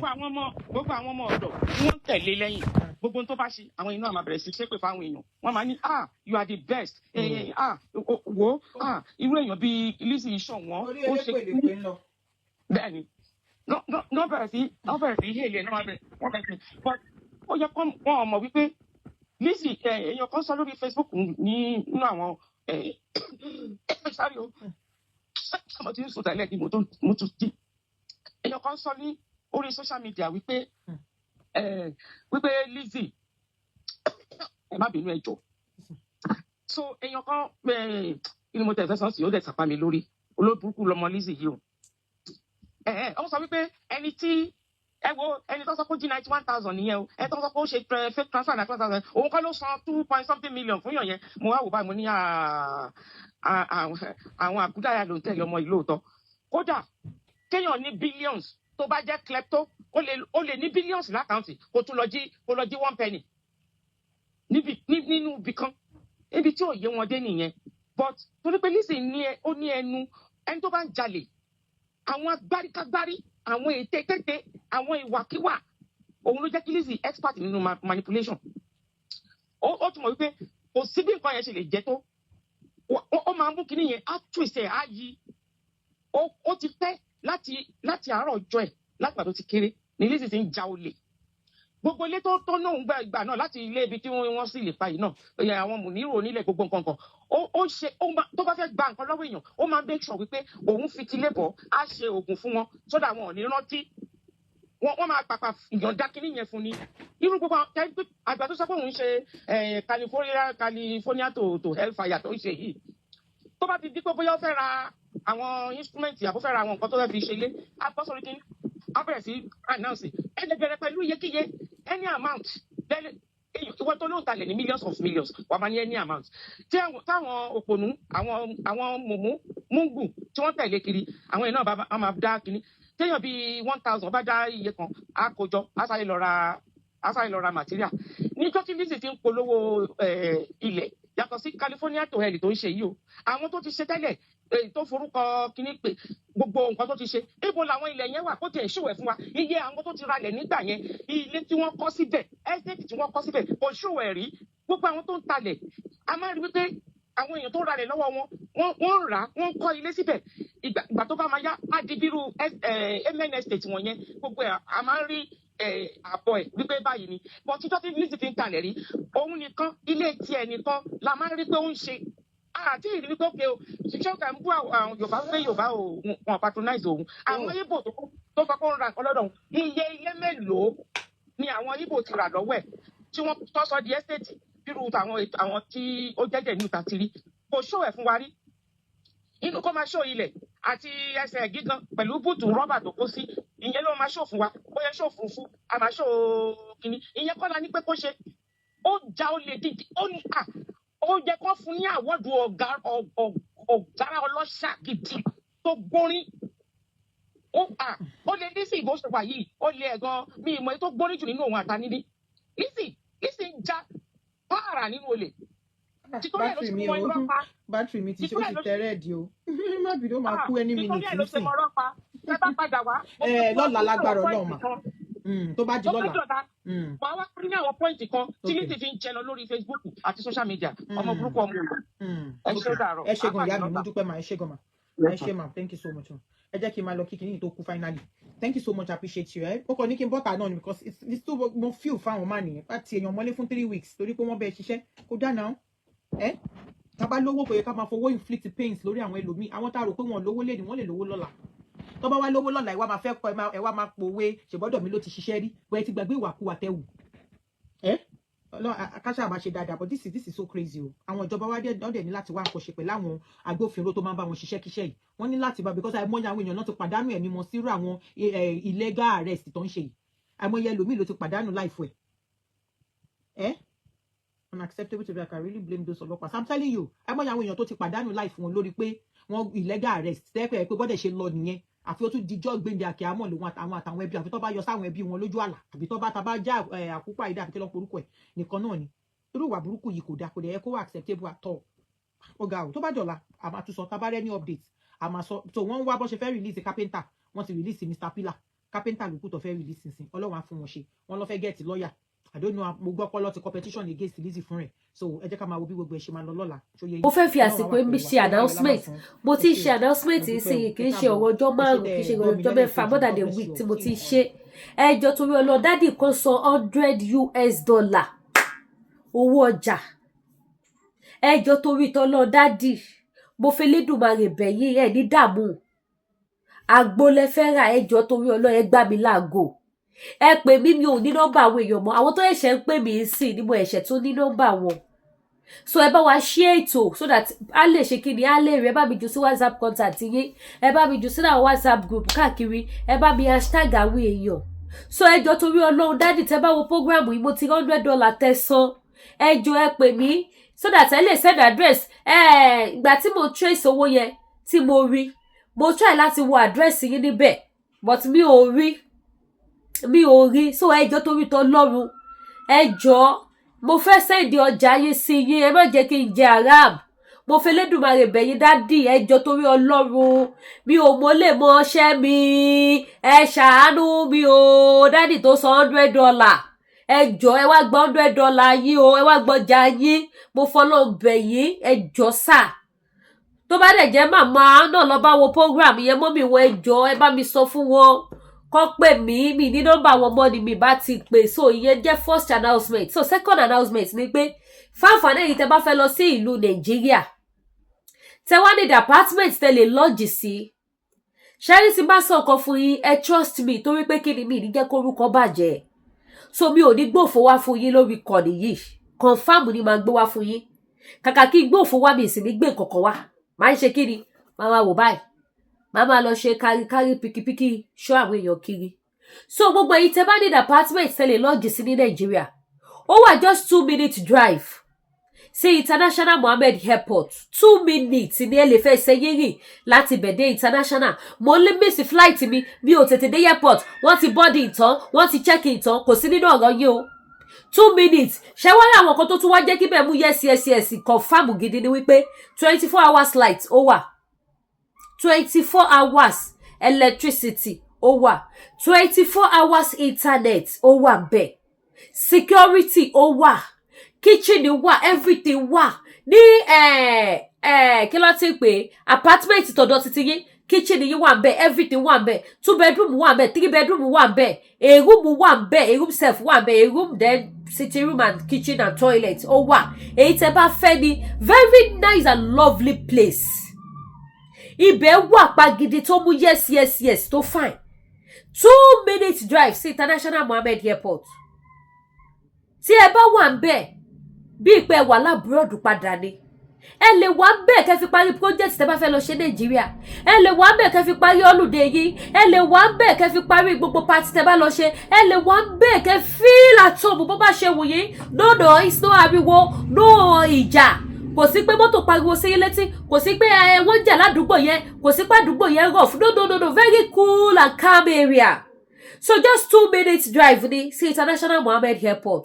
So gbé ìtẹ́ bá ní interest sí WhatsApp number tí mo ń lò ní sí òun lẹ́wọ̀n lójú screen yìí. Ara iṣẹ́ ibi tí wọ́n ń ṣe òun náà ni wọ́n lọ fi rìpọ́ọ̀tù WhatsApp number tí mo ti lò láti 2021 tó fi blọ́ọ̀kù síìmù yẹn. Àwọn WhatsApp bá díẹ̀ pé àwọn ò fẹ́ rí nọ́mbà yẹn mọ́ ní WhatsApp. Wọ́n bá díẹ̀ láìsí kókó ẹ̀ṣẹ̀ kan báyìí tí mo ṣẹ̀. Mi ò rí rẹ́rìí láyé mi síìmù àti 2021. Ó jẹ́ kí n lose so many contacts. Even ó jẹ́ kí business mi gan kó ṣe kí ni ó affect business mi ní parọ́ fún yín. Ó affect iṣẹ́ mi. So ẹjọ́ torí Ọlọ́run gbogbo ẹ̀yin tẹ́ bá fẹ́ bá mi rajà ń sìn. Ẹ̀yin tẹ́ bá tí wọ́n bẹ ṣe máa reach out sí mi. Àbẹ́ ẹ̀yin tẹ́ bá tún mọ àwọn èèyàn tí wọ́n nífẹ̀ẹ́ Ọlọ́run láti ara mi. Ẹjọ́ ẹ bá mi pè wọ́n ọ̀rẹ́ Lady K lo nọ́mbà tó ń lò tẹ́lẹ̀ mọ́ nọ́mbà tó ń lò sí ni. Lágbájá Lady K lo nọ́mbà tó ń lò tẹ́lẹ̀ mọ́ nọ́mbà tó ń lò sí ni. Ẹ bá mi fún àwọn èèyàn ní WhatsApp nọ́mbà mi tí mo ń lò sí. Tẹ́ bá pè direct á lọ, tẹ́ bá pè ní WhatsApp á lọ. So ẹ free láti pè mí. Ìkọ̀kan tó kọ̀ wá ń bẹ̀ ni wípé ẹ̀yin tẹ́ bá fẹ́ rajà ní kẹ́ pè mí. Àbí ẹ̀yin tẹ́ bá ní nǹkan tó ṣe pàtàkì fún Yorùbá nation. Àbí ẹ̀yin tẹ́ bá fẹ́ dáṣì mi lówó because èmi ò parọ́ ọmọ bá ní àtọ̀ èmi ní ìdòwò bí mo ṣe wà yìí mo gbẹ́ gidi. So ẹ̀yin tẹ́ bá fẹ́ rajà ẹ pè mí. Now kí wà láwọn ń tà ní ilé iṣẹ́ Lady K International èmi náà ni. Lady K Spiritual Store èmi náà ni. Lady K African Wears èmi náà ni. Lady K Jewelries èmi náà ni. Lady K Wig èmi náà ni. Lady K Purse èmi náà ni. Gbogbo lówó lọ́mọ. Gbogbo nǹkan tí ẹ bá ti fẹ́ rà tó bá ti gbé wọn àmúṣẹ̀ṣọ́ àmúṣoge ó wà available lọ́dọ̀ mi bí báyìí. Àwọn fine wig mo dẹ̀ dúpẹ́ lọ́wọ́ gbogbo ẹ̀yin tẹ́ bá mi rajà tẹ́ dẹ̀ ń ṣàdúrà fún mi. Mo dẹ̀ tún wá fàsìkò yìí sọ pé mi go ní disappoint gbogbo yín. Àwọn tó dá tẹ́ ẹ bá mi rà tí inú yín dùn yẹn náà ní ìmọ̀ gbé wá. Ìdí bá wọn gbé gbàrọ̀ gùdù wá.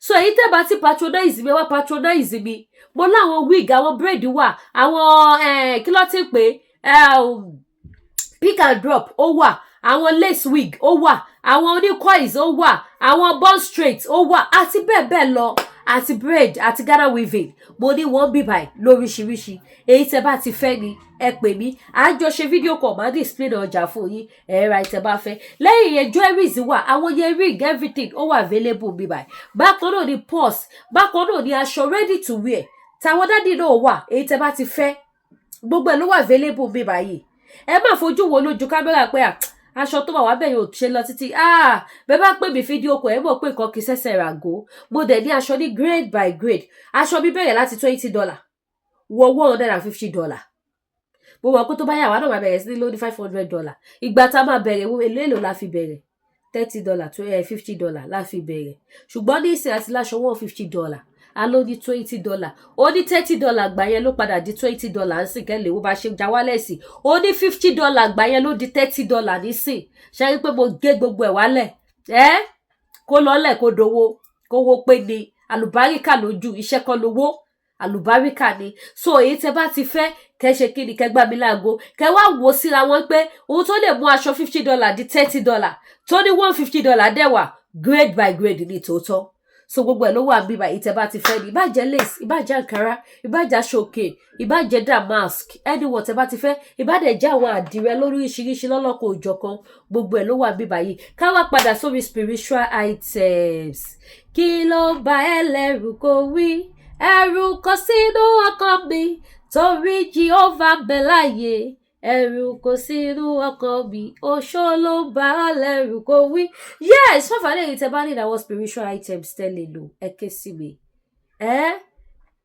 Actually mi ò kí ń like àti máa expose gbogbo nǹkan tí a ní ní spiritual items lórí social media but tẹ bá pè mí ẹ mọ̀ wípé Kristi lọ́ba mo dẹ̀ dúpẹ́ lọ́wọ́ gbogbo ẹ̀yin tẹ́ patronize mi tẹ́ tún introduce àwọn èèyàn sí mi àwọn èèyàn alálùbáríkà kan wà ní UK yẹn wọ́n tún fún mi customer ẹ lọ ra spiritual items lọ́dọ̀ Lady K mi ò ní wá gbogbo yín tì àtàlájà mi náà àwọn tẹ̀jọ́ mi lójọ́ kan introduce mi sáwọn èèyàn ní bóyá Lady K tajà fọ́mọ mi Lady K alájà yìí kò ní pa yín fún mi ò ní wá yín tẹ́ ẹjọ́ ẹ pè mí ní nọ́mbà yín mọ́ lọ́wọ́ gbogbo yín mo ti lose nọ́mbà yín báyìí sìn so gbogbo yín tẹ́ bá nídìí àwọn spiritual items ẹni bá débẹ̀ ló lè sọ tẹ́ bá lò lẹ máa mọ̀ wípé yes Kristi lọ́ba Jésù tí Lady K pè kò dá wá o kò dẹ̀ dójú tì wá ó gbọ́ àdúrà Jésù ṣe kí ni ó wòsàn ó já ìdè ó tú ìdè ó lànà níbi táyé ti sọ wípé kò sí ọ̀nà mọ́ Jésù lọ́ba so gbogbo ẹ̀yin tẹ́ bá nílò àwọn kan tẹ́lẹ̀ lò ṣé nǹkan ìyọnu ayé ni ṣé nǹkan ẹ̀bẹ̀ àwọn àgbà ni ṣé nǹkan arọ́bí ni ṣé nǹkan awọ ìgúnwẹ̀ èpè ni àbí nǹkan aṣínà ọ̀là aṣínà àánú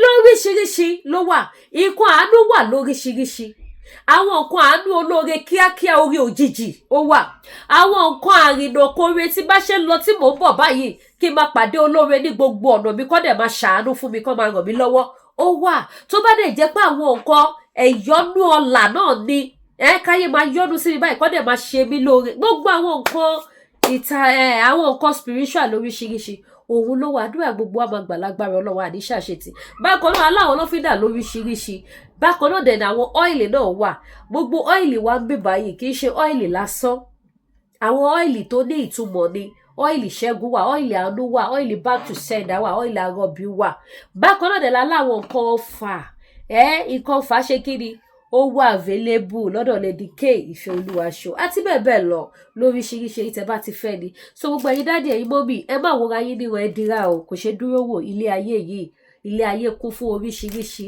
k'Ẹlẹ́dùmarè kó ṣe àánú fún wa ni kó má jẹ́ ká bá ayé lọ so ojú òní tí wàdúrà gbogbo wa gbà ẹ má gbàgbé láti bá mi share ètò ẹ dẹ̀ má gbàgbé láti subscribe sí YouTube channel mi Lady K ìfẹ́ olúwa show the baby of Yoruba nation we are not here to harass anybody we are not here to abuse anybody and we are not here to insult anybody we are not here to make any violence we are just here to learn we are here to learn we are here to create awareness that is all we are doing on this platform here. And God bless you as you are watching me, as you are sharing this show, as you are learning from me.